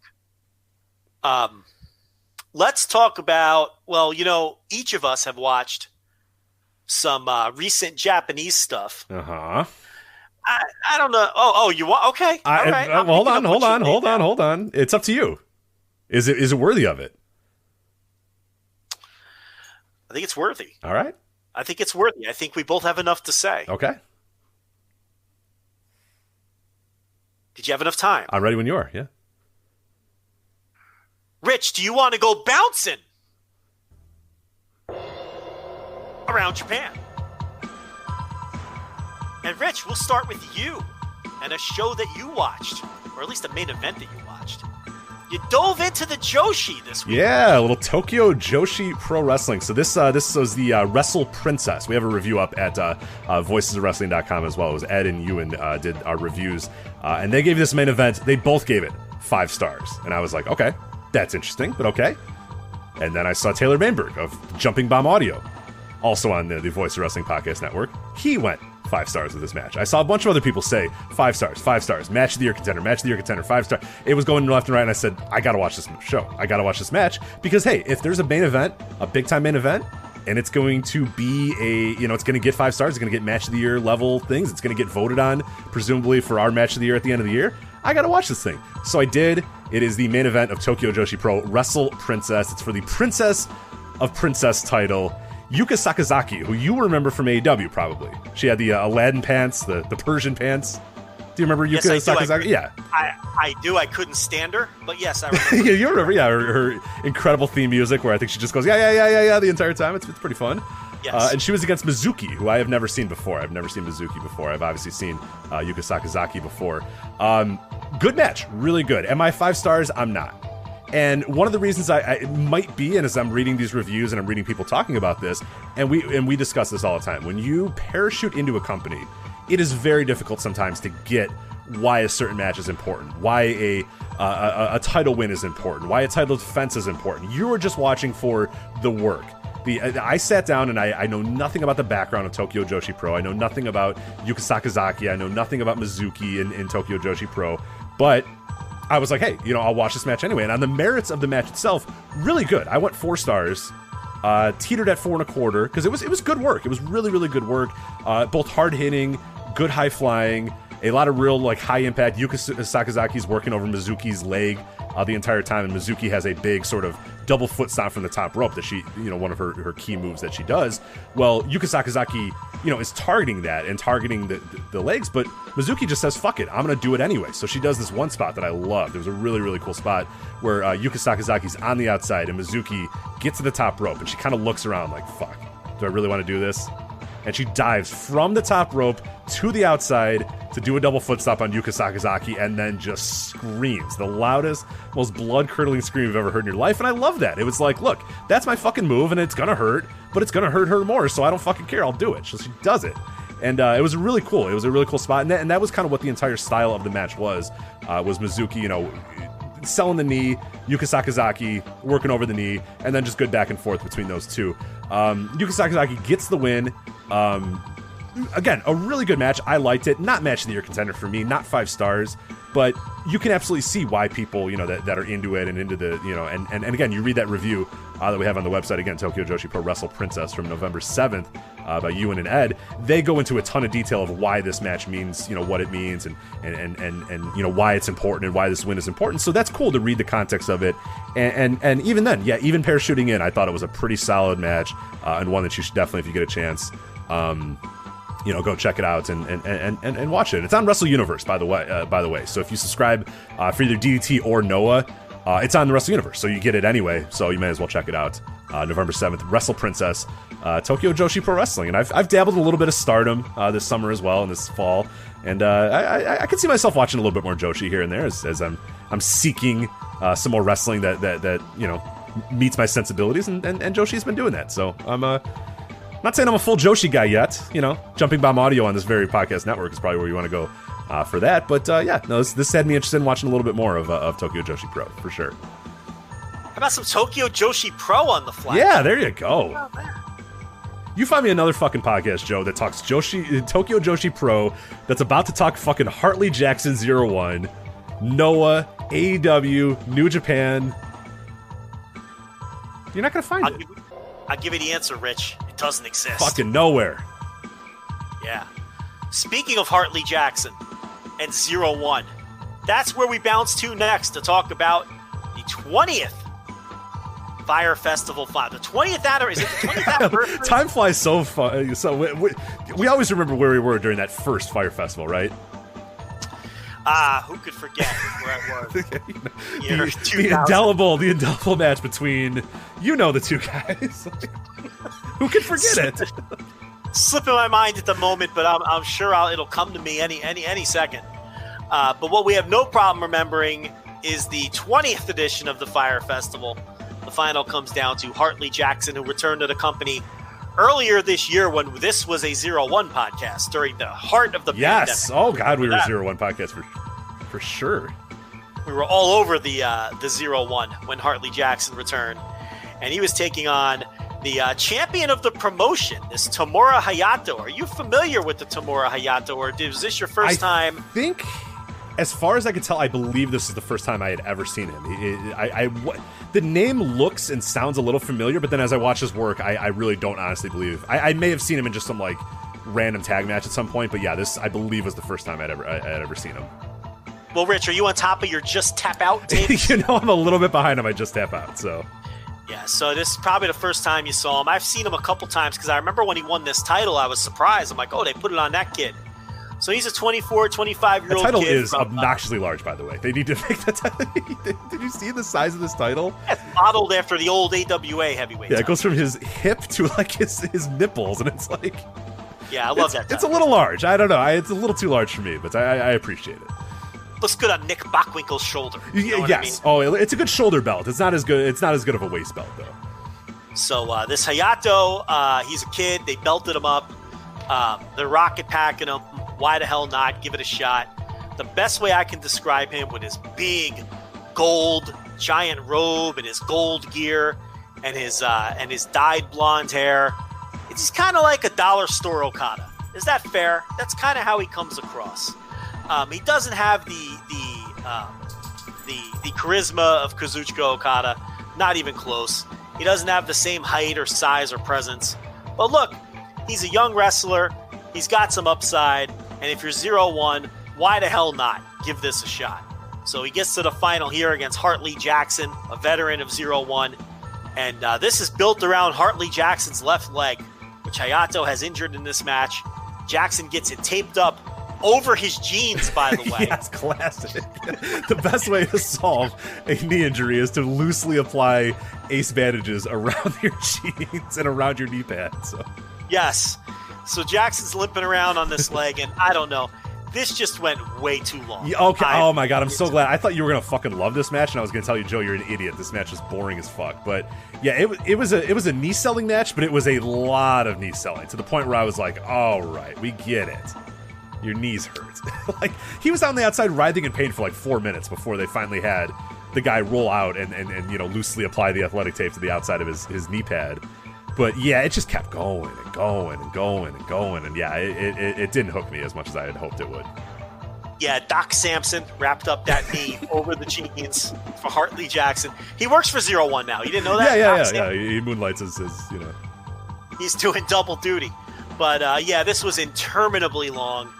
And then Jackson wins the match anyway, which presumably sets up a title shot for him against Hayato, which he should not win.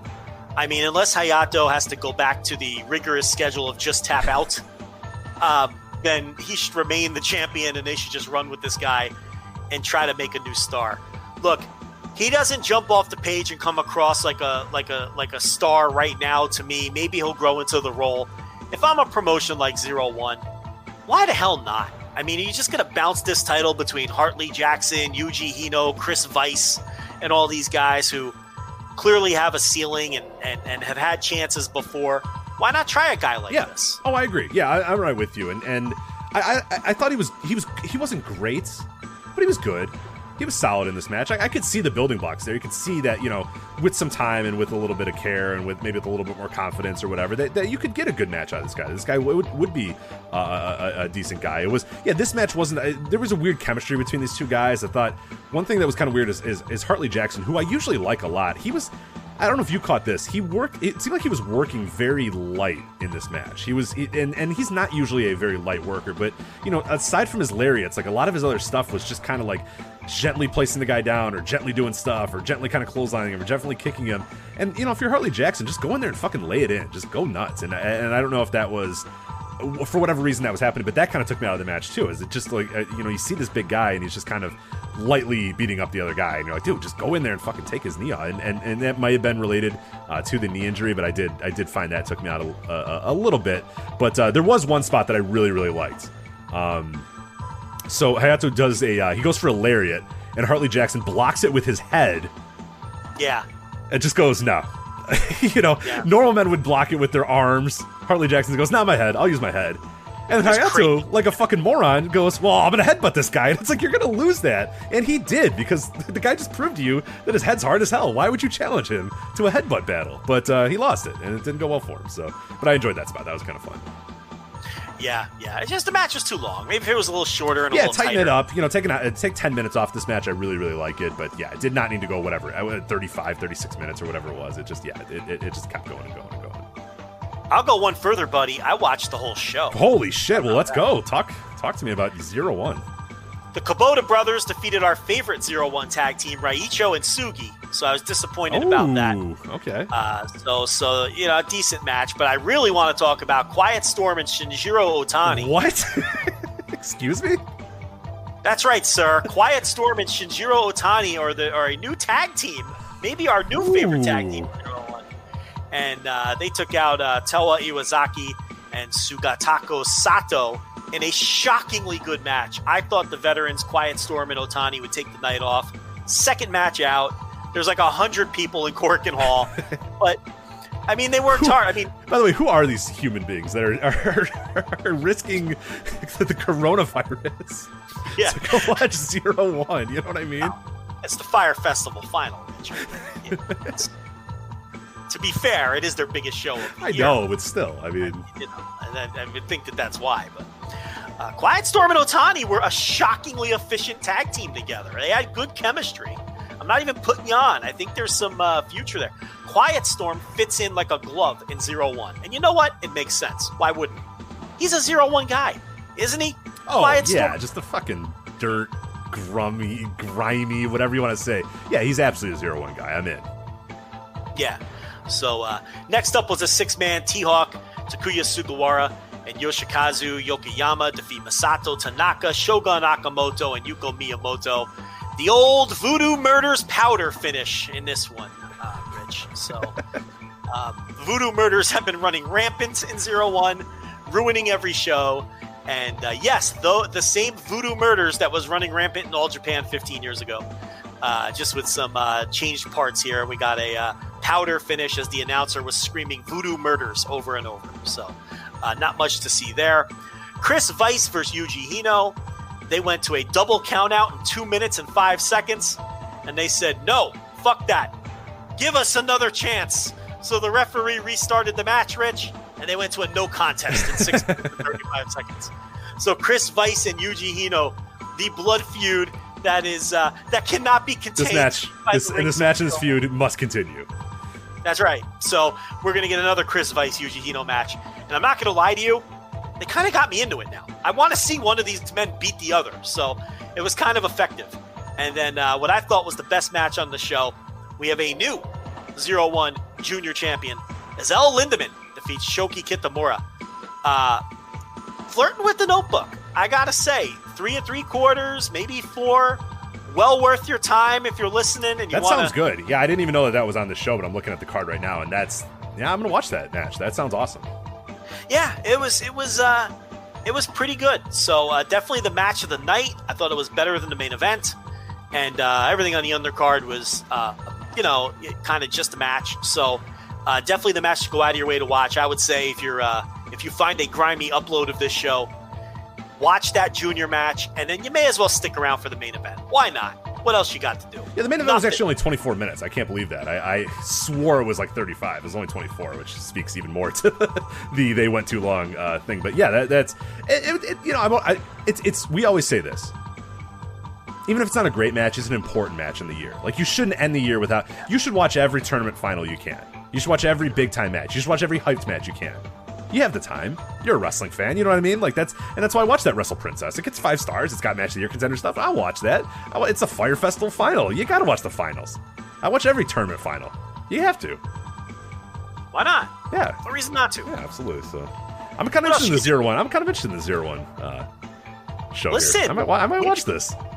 We became a 0-1 podcast during the heart of COVID. So now we're in. I see their announcement of 692 people at work. And not a chance. Not a chance. They're counting people walking by on the street. Yeah, there's easily less than 150 people there, right? No, I don't think there's that few. But 700? I don't think there's. It's somewhere between 100 and 700. Somewhere in there, I think, is probably a safe guess. I would agree with that assessment, as we have one more stop. Yes. On our bouncing. I don't believe Rich saw any of this, so he'll have to set me up. Go ahead. Oh, actually, we have 2. But yeah, what am I setting you up for? The Noah? We have 2? We have 2. Well, we got to talk about Kobe World. Oh, no. Dragongate is not a Bouncin Around Japan topic. It goes. Oh, okay. Dragongate is a topic. Interesting. Okay. All right. I thought we were going to lump it into Bouncin Around Japan, but it is. What did I say last week? You did say you're not forgetting it anymore. Dragongate is a full topic. That's not a bouncing topic. That's not some janky-ass Tokyo Joshi Pro, okay? This is Tokyo Joshi Pro has to earn their way out of bouncing. You see what I'm saying? I got you. Okay? Yeah. Right. This is the first time we ever did it, okay? We're dipping our toes into Joshi waters. Dragongate is a topic. It has always been a topic on this show. It remains a topic on this show. It gets treated with the reverence it deserves. So we've got one more bouncing topic, which I believe I'm on my own, correct? Yes, it's the premium prelude. What night of this Noah show did you watch? Was it night 4 of this one, I believe?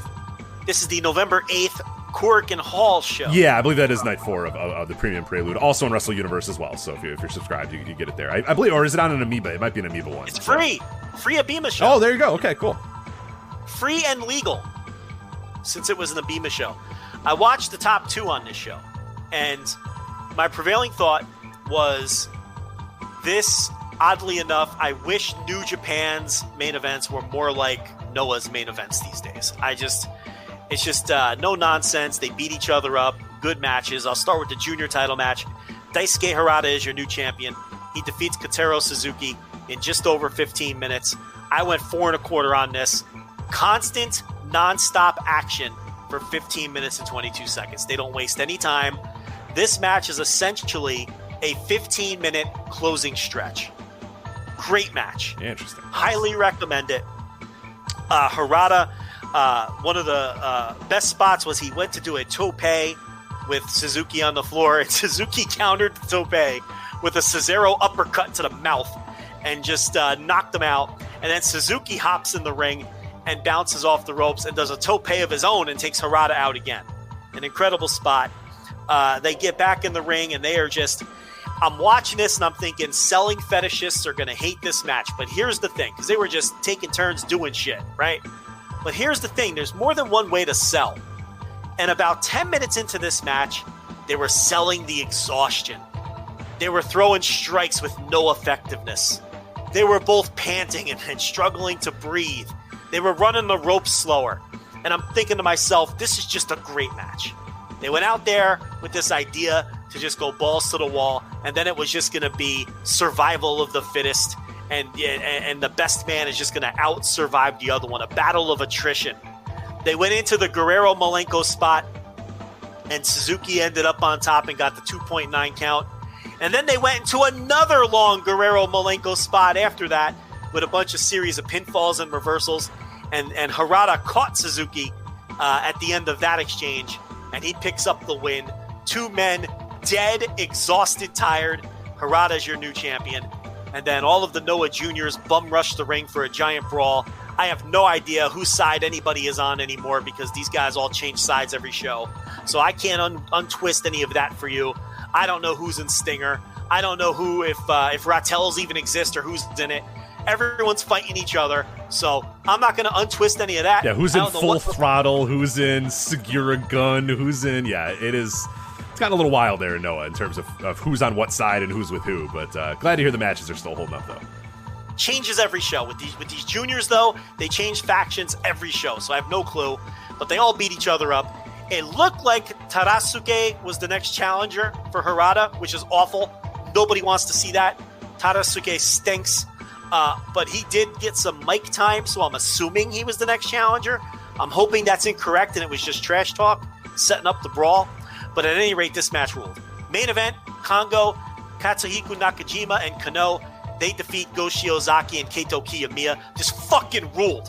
You need to go watch this. I went 4.5. This is a great match. Shiozaki's still selling. 4.5? 4.5. Oh, you're not joking around then. All right, let's go. No, this match ruled. I was going to go 4.25, and I was like, Joe, you're a coward. It's just it's a stupid match rating. Just give it the fucking extra quarter star. So this was awesome. Kaito Kiyomiya, let me tell you, because they paired off here, because these are singles feuds. Kano and Kiyomiya, they still hate each other. They're going to hate each other till the grave. The intensity between these two in this match, and I'm going to tell you something, and you're going to think I'm nuts.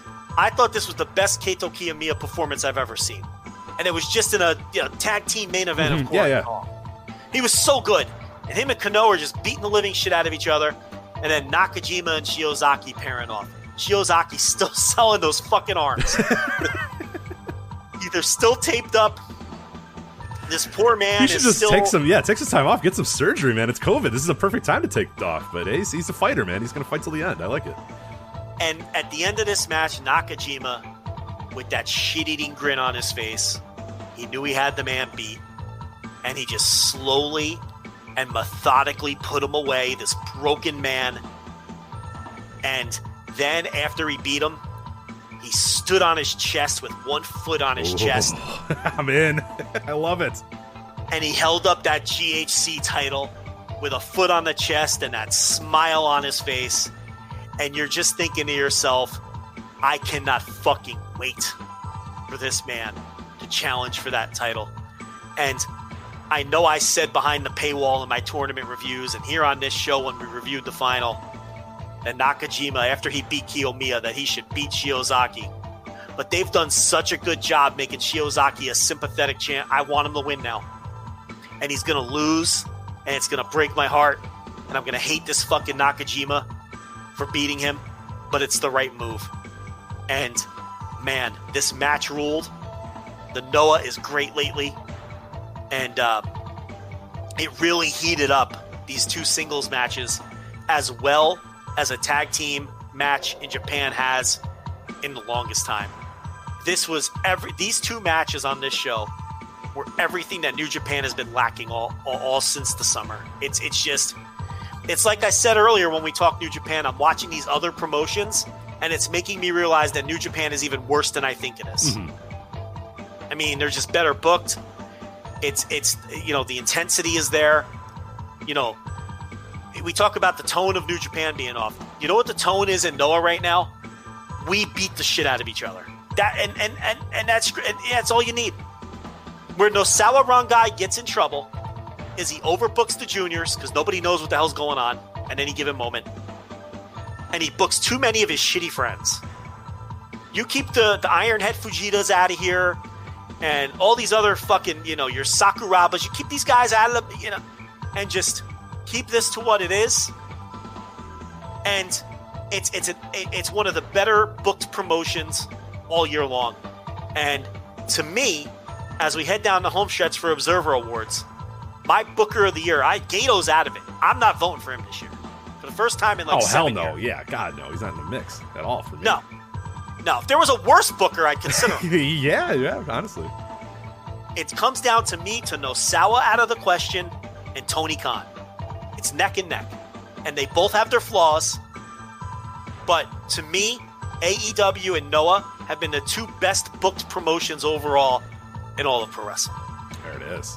So Abema TV, you can watch it for free. I think you just have to make an account on that service, I believe. I know they have an app as well that you can get it. So you don't have to actually make an account? Okay. I think I got it from their app and they made me make an account. But that was fine. I didn't mind doing that. So. It's a straight up link. You click the link and the shows are and the match files are all broken down match by match. There you go.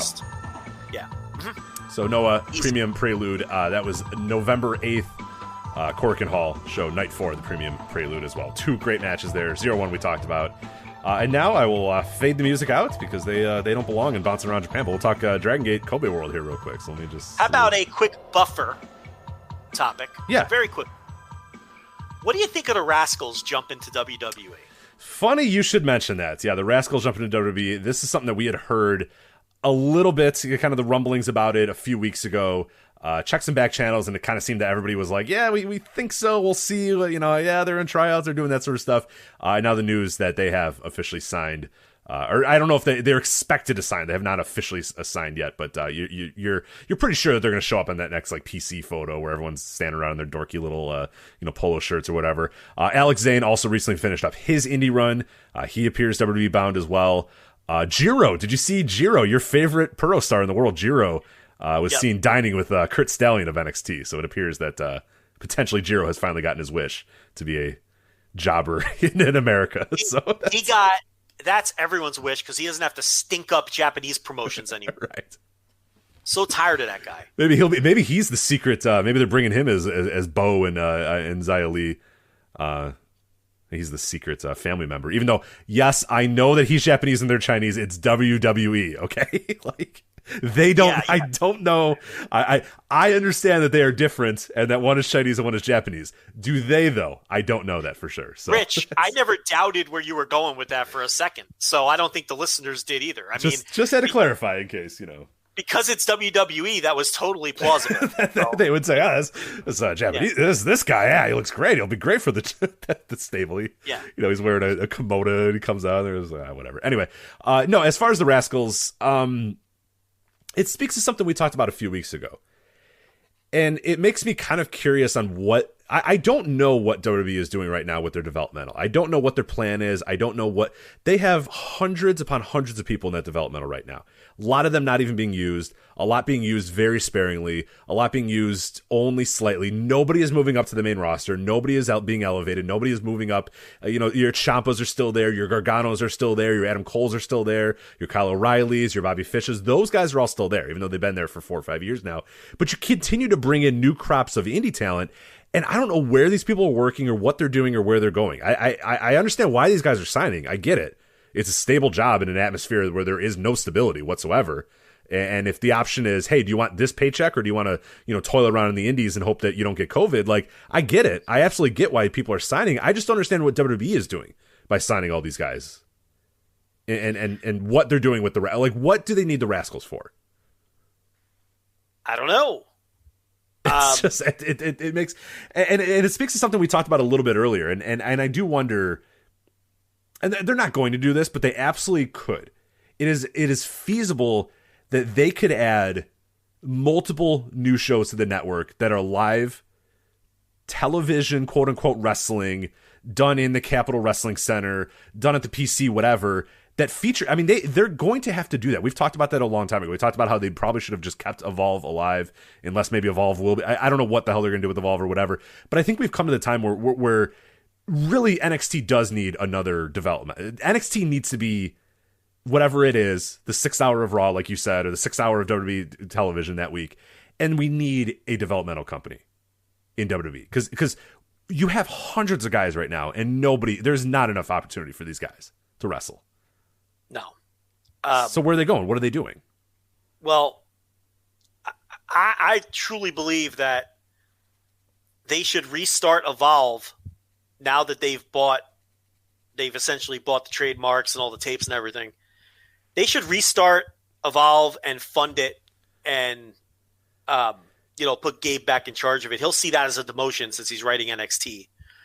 But, maybe he can do both. But it's just like that last PC class was like 7 Evolve guys and 1 guy off the street. Yeah.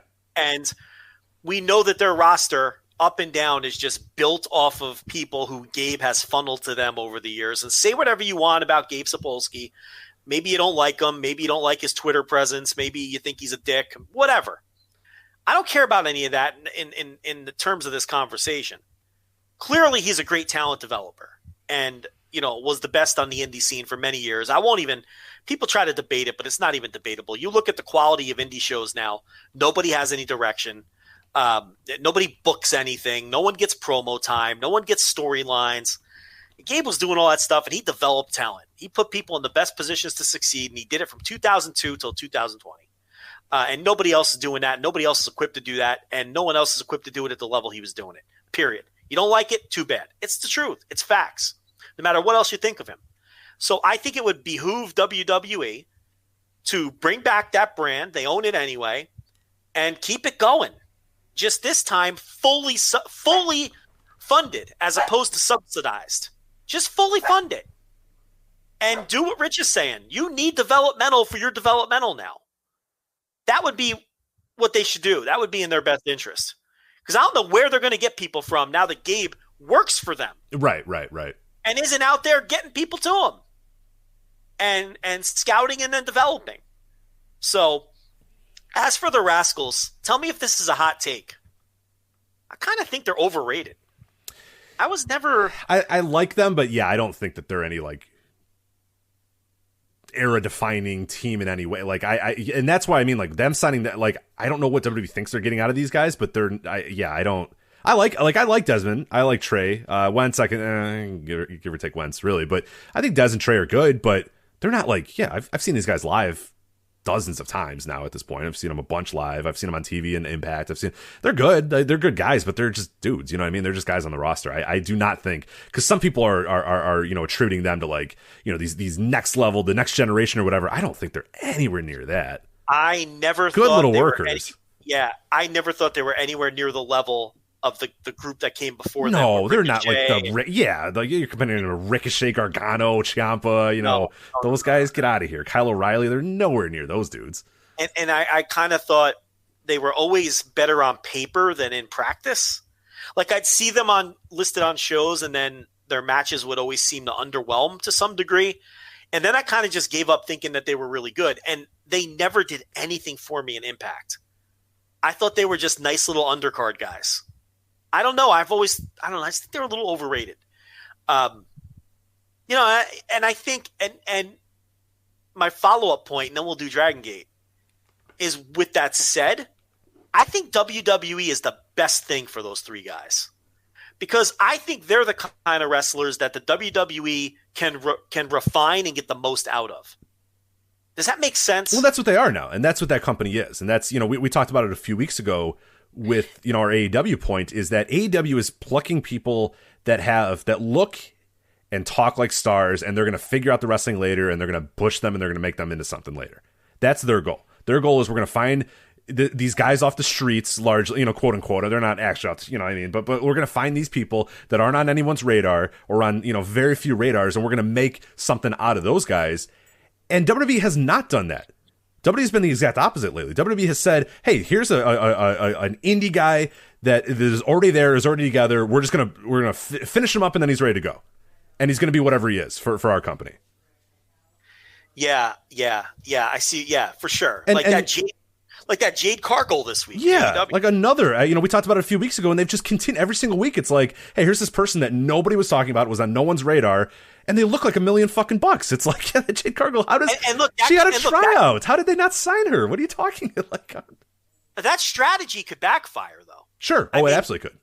And they throw a lot against the wall, and a lot of it doesn't stick, but they don't get off of dark. See, that's the key.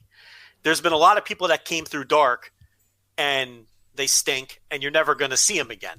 I even heard Khan say that in one of his media junkets this week. I think in a nicer way than the way you put it. No, he said that. He said, we've had people come on dark, and they weren't very good. I think he even said that some have stunk, and then he's like, you're not going to see him again. And I was like, holy shit, that's like the meanest he's ever been, because he's never like mean.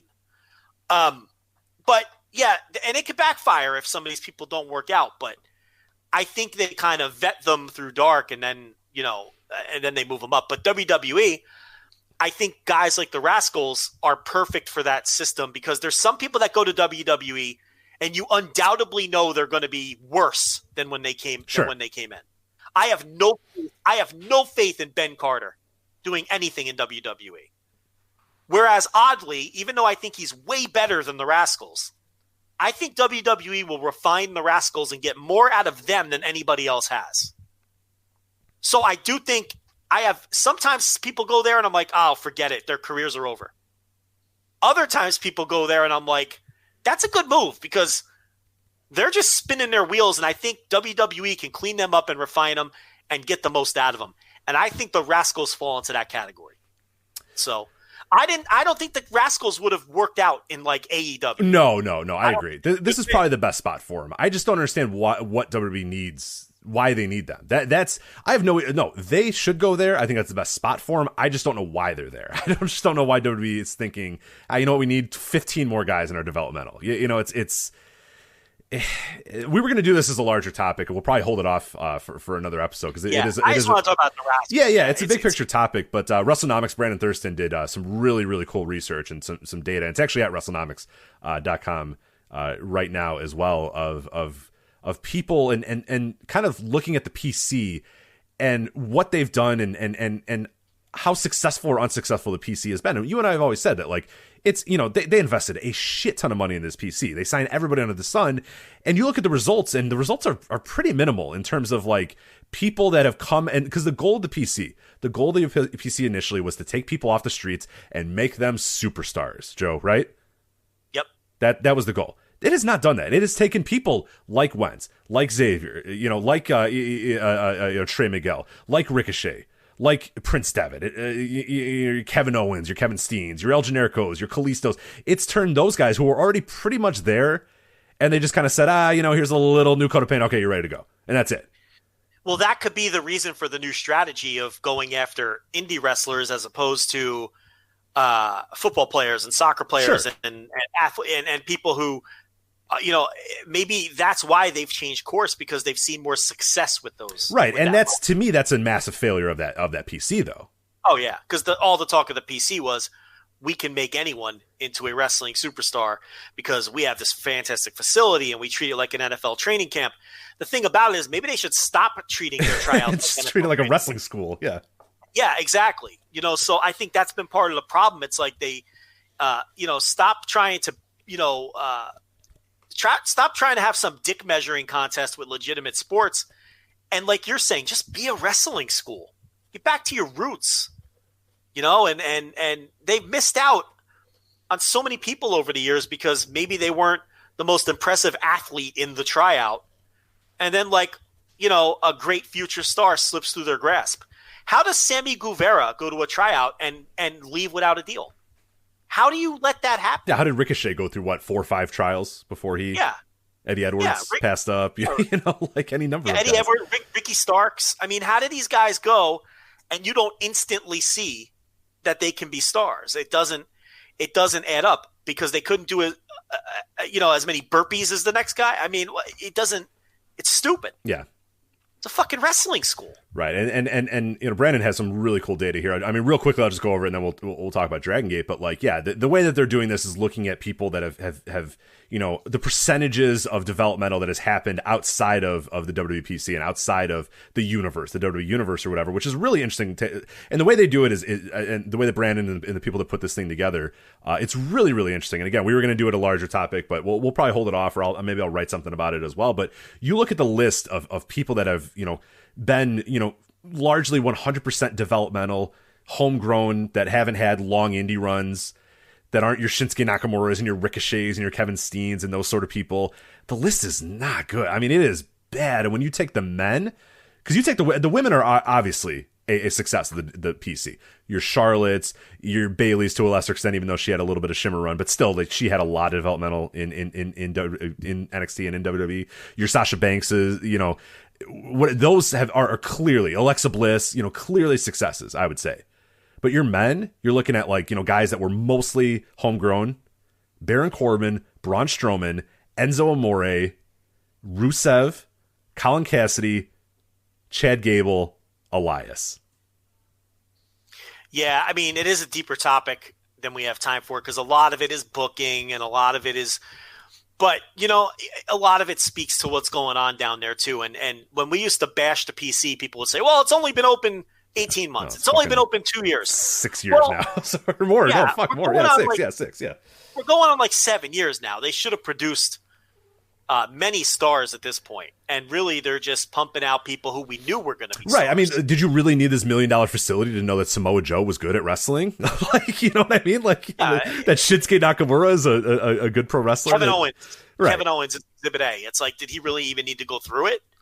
And it's it's just the obvious ones that are coming out. But just wanted to do that quickly. Yeah. A little buffer between Bouncin and the Drag.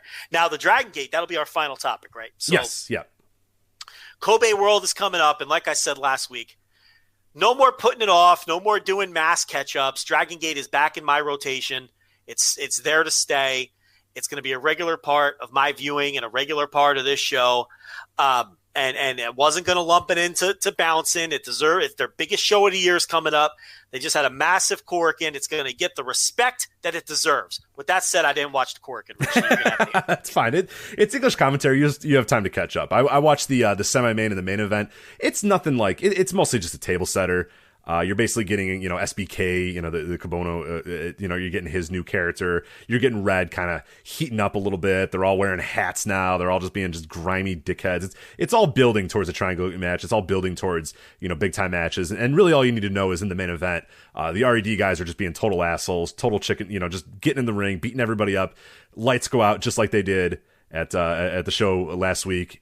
Lights come back on. Shun Skywalker in the middle of the ring builds up to Eita versus Shun Skywalker for the Open the Dream Gate Championship, which is our main event of Kobe World as well. So I'm excited to see that Shun Skywalker coming back from injury, coming back from Mexico. He has gained a lot of weight, good weight as well, and he's going to face Eita, the RD representative and the champion. So it would be really fun to see how they go there. I'm assuming Eita probably still wins, but I could see that you could go to Shun right away. But that seems a little early for the Shun to already win. I think Skywalker should win. I do. You think? Yeah. I wouldn't hate it. One cough per show. That's two, but we'll let it slide. Yeah, just 3 hours ago, nobody. Yeah, right. He looks like a brick shit house now, and he really struck me when he came in at the end of that last show as a megastar. Is he a good-looking guy? Because he should win and unmask. Yeah, I don't love the mask. I think he was. Remember? Because he was. What was his old name? Don't correct me. I know it was. Shun Watanabe. Yeah, Shun Watanabe. Yeah. I think he was a good-looking dude.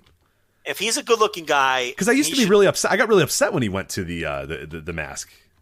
Yeah, I mean, he should just win this match. I don't see the point of beating him. It kind of slows his momentum.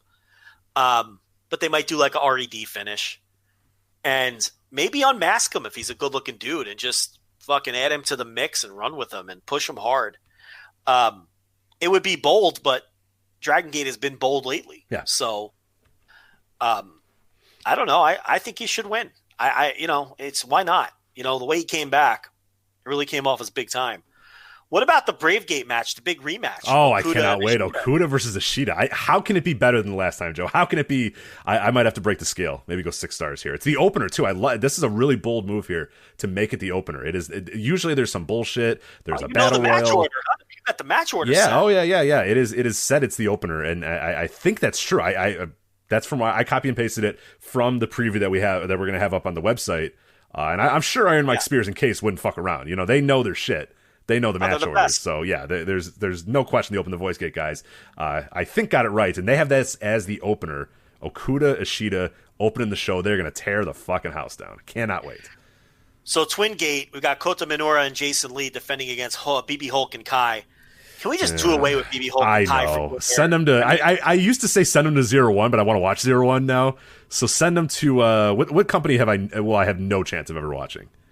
Apparently just Tap Out. Just Tap Out. Throw them to Just Tap Out. Yeah. JTO. BB Hulk and Kai. Go on excursion. So. No, but what I mean is even in the booking, just beat them again and let's forget about that team for a while. Yeah, you know what I mean? Send them down the pecking order. Yeah, they don't need to be. There's so much good talent right now that there's no point in me seeing BB Hulk in 2020 wrestle bad matches. You know. Yeah. It's so. I believe that's what they. But the rookies and the kids really dominated the veterans on the last big show. So I feel like the pendulum has to swing or should swing or might swing. Or now it wouldn't if it were up to me. But so I guess we'll see how committed they are to a lot of this. The Triangle Gate is one of those 3-way Triangle Gate matches that always seem to let me down. But it's the RED team of Takashi Yoshida, Kazuma Sakamoto, and SBK. And the challenger teams are the Toryumon team of Dragon Kid, Shuji Kondo, and Kagetora. And the Generation team of Benkei, Yusuke Santa Maria, and UT. Oh, my God. Hold on a minute. No, you have to watch the Korakuen because UT comes out and just decides, you know what I'm going to do in this match? I'm going to fucking irritate Shuji Kondo as much as I possibly can. In the entire match, he stares at him on the way down, and Shuji Kondo's kind of like, what did I do to you? He's kind of got this look like, what the fuck are you so upset about, dude? And the entire match, UT just slaps, he spits, he kicks, he does everything to be an irritated to Shuji Kondo. Finally, Shuji Kondo comes in, and Jay, who's on the commentary, is like, I don't know if that's a very good idea to make Shuji Kondo mad. Shuji Kondo finally tags in and just fucking takes this kid's head off. Like, why are you even, and Shuji Kondo doesn't want to do it. The entire time, he's like, don't make me kick your ass, dude. Like, I don't want to do it. But he's given no choice and he decides, all right, fine, tag me in, and then he whoops the shit out of UT. It is awesome. Yeah. UT has all these injury problems and doghouse issues, so it's good to see that not only he's kind of climbing out of the old 0 match in this case, but is an important part of the card and also has a little storyline here to play off of. So I'm sure they'll move forward with whatever's going on between him and Shuji Kondo in that match. That covers all the title matches. Then there's the Battle Royal with the scrubs. The winner earns the right to ask for any in-ring related wish of their choosing.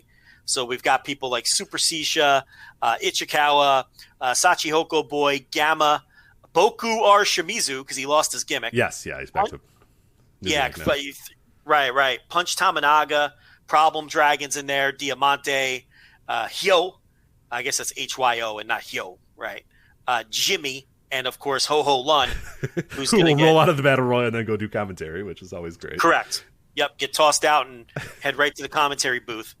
So then there's Genki Horiguchi and Ryu Saito against 2 kids, Taketo Kamai and Madoka Kikuta. So again, we'll see if the trend continues of the kids beating all the veterans.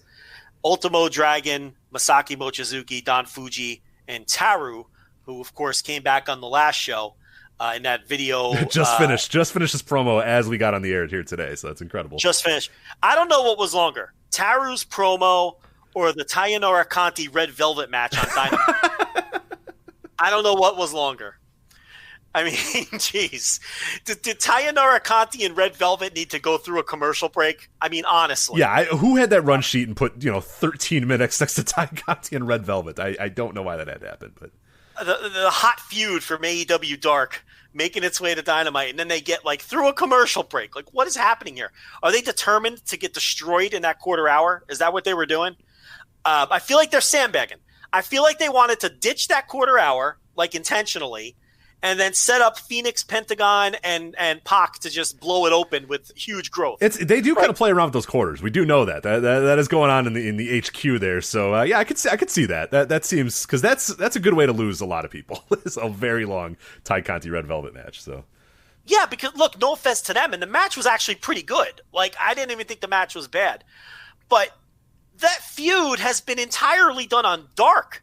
No one watching Dynamite knows what's going on, and it's just two people with no name value whatsoever. Red Velvet was a jobber 2 weeks ago. I mean, what a risky match to do through a commercial break. I mean, that was crazy. But anyway, that veteran team takes on Susumu Yokozuka, Yasushi Kanda, Kness, also getting out of the zero match, and Taro Nohashi of Michinoku Pro. So standard 8-man tag. They'll go 8 minutes and it'll be fine. Dragon Dia takes on Dia Inferno. Naruki Doi, Masato Yoshino, and Toru Owashi versus Yamato, KZ, and Strong Machine J. KZ lost the title match, cycled down the card a bit here. That's traditional Dragon Gate booking. And that's the card. So do you have any other thoughts on any of those other matches? I don't. Yeah, I'm excited to watch it. The top, the main event looks awesome. The Twin Gate has the potential, even though it has BB Hulk and Kai. But up and down the card, there's a lot of really cool talent. Like, I would say the show from a few weeks ago, I was probably a little, or 2 weeks ago at this point, I was a little bit more excited about. I kind of liked the structure of that card a little bit more. But you got that Brave Gate. That's going to be great. You have the Dream Gate, which I think is going to be great. And a lot of the other stuff sounds pretty cool as well. So, yeah, I mean, it's all up to the Triangle Gate if that delivers, and those can be kind of uneven. And then that Twin Gate is going to be worrisome, too, just because of BB Hulk and Kai. But, yeah, otherwise, I'm pretty excited for it. And, yeah, we'll have coverage on the website as well. And you'll have coverage on the next Voice Wrestling Flagship, too, because we are going to watch that and talk about it for sure. So, a preview up at voiceswrestling.com and the Open the Voice Gate crew. If you want like a 2-hour preview of Kobe World, they got you covered there as well. Skywalker's winning, man. I feel it in my bones. Oh, let's do it. I'm fine with it. I don't think it hurts Eita either. He had a good run here. It elevated him for sure. He's a guy now. Eita's a guy now. Would you agree with that? He's a guy. Oh, he's a guy. Yeah. He if he loses the title, it's not like, now like what are they gonna do with this guy now? Like, no, he's still there. He's not going anywhere anymore. He's firmly established. Eita's a guy. Ben K's a guy, right? He's a guy. And I think Skywalker wins and he becomes a guy. And they got 3 new guys. It's good to have guys. Having guys is good. You gotta have guys. Gotta have guys. You don't have guys, you got nothing. You don't have guys, you're good. It's your 0-1. 0-1's trying to make a guy with the just tap out guy, but he's not a guy yet. Do you know what I mean? Like, he's not a guy. No, he's not a guy. But these 3 guys, like Shun is gonna be a guy. He's not a guy yet. Got to see how this goes. But Eita and Ben K, those are guys. They're guys. So Eita could lose here. So, no, I think Skywalker will win and he'll become a guy. So, there's your Dragon Gate Kobe World preview. There it is. We're going to be on top of it. When is this show? It is, I believe, Saturday? The 15th. Yeah, I'm kind of lost these days of what the hell. Sunday morning, I believe it is. So, okay. Yeah, I believe it's Sunday morning. Don't quote me on that, but I'm almost positive it's Sunday morning. So Saturday night our time? Yeah, whatever. Yeah. Your nights are different because I wake up at 5 a.m. and you go to bed at 4 a.m. So it's hard to know because you consider that your night, and you know what I mean? Like, you consider that the morning. Exactly, so right. It's late night Saturday, early morning right. Sunday. Yes, exactly. That's when this show is. Yeah, it's your night. It's my morning. That's even more confusing. You get it. Late night Saturday, early morning Sunday. Yeah, it's between Saturday and Sunday. Correct. Those weird wee hours where like only Paper Boys, Milkmen, and Joe Lanza are awake. Yeah. Do Paper Boys and Milkmen exist anymore? Not really. Not on any level. I don't think the Milkman wakes up at 4 a.m. to deliver milk anymore. I think if you have a milkman, I think he could probably just arrive at like 9 because he probably doesn't have a big route, so he could probably arrive at. I wonder if Milkmen could you get milk delivered? I know that locally by me, Oberweis will still deliver your milk.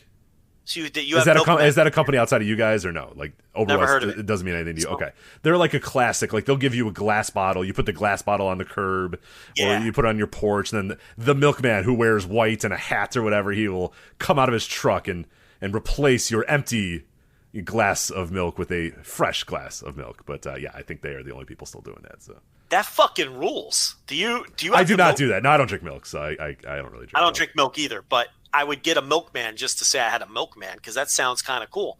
They even wear the gimmick, huh? Yeah. Oh yeah. Come Yeah. down. Wow. I don't think they're as That's bright amazing. and cheery as your milkmen of years past, but they're still milkmen, I believe. So. Holy shit. And then the Okay. paper boys are just like a dude in a fucking, Geo Metro just tossing the paper at my parents, like. Yeah. You Like don't I used to see the guy like when I would come home from the bars or whatever, and it's like, yeah, it's like some Albanian guy that's just smoking, and he's like, "Argh," just tosses the paper, what I Yeah. mean? Like, Yeah. You're lucky to have every section. 'Cause yeah, he's like got, like a lot of times it doesn't show up. Yeah. My parents have to call, hey, where's our paper? We'll get one over to you, because like the guy just decided to not show up or didn't want to throw them one, or the neighbors get 3 papers. Yeah, I think I got your paper. Here you go. Like he rolls the window down and just goes, whatever. Like. Let me tell you something. My friend's mother delivered the Sunday paper, and she went on vacation, and we agreed to do it for her when I was a teenager. That was the worst work experience of my entire life. We had to get up at like 3 o'clock in the morning and literally put the paper together. Like it doesn't come put together. Right. You got to put the ads in there. You got to put the Yeah. So we have like 300 newspapers that we have to put together. Like, hand me the sports, hand me the business, hand me the leisure, hand me the flyers. And then we have to construct the papers, then physically go out and deliver all 300 of these newspapers or whatever to people's doors. I don't think we finished until like 5 o'clock in the afternoon. It's many angry people as well. Yeah, they're like calling the kid's house. Like, where's my son? People want that shit in the first thing in the morning. Oh, my dad, if you it's know? not there at like 4:30, he's fucking pissed. He's livid. He's like, God damn, where's the paper? You know what I mean? Like, it's... Yeah. I never had a worse job in my life than the one day I was a paper boy. It's not like a backwards cap on a bicycle gleefully tossing hi, paper, Mr. Thompson. Hi, Mr. You know what I mean? Like, ringing hey, your Joe, bike as they're bell. waving to you. Thank you, Joe. Like, Ring, ring, with your bike bell. None of that shit. Yeah, it's fucking 4 in the morning. There's Yeah. nobody out but you and raccoons and like drunk Yeah. people driving, so your life's in danger. Yeah, it was like mid-January in New Jersey. It's like -6. Right. It was the worst work experience of my life. My hands were just fucking black from the ink at the end of the day because the newspaper ink comes off. It took 3 days to wash it off. It was the worst. I wouldn't recommend that shit to anybody. And it's the kind of job that can't really get better over time. Right? There's no technology that can improve. No, at the end of the day, someone has to toss a paper into your Yeah. yard via some means. So yeah, it is. That's good. Good stuff. All right, that is it for this Voices of Wrestling flagship podcast. Again, presented by MyBookie, mybookie.ag, promo code VOW to double your first deposit. That is it for us. Patreon.com/Voices of Wrestling for all our retro, the TV reviews, all the other stuff we're doing on Patreon. Also, you can listen live. The $10 people, you know this. You're listening live right now. But if you're not listening live and you want to hear us fuck up in real time, you want to hear the microphones not work and stuff, you can do that with the $10 tier. So patreon.com/Voices Wrestling. Again, coverage of all this stuff going on at voiceswrestling.com. Also voiceswrestling.com/Discord as well. So for Joe Lanza, I'm Rich Craich. We'll talk to you guys next time on the Voices of Wrestling flagship podcast. Take care.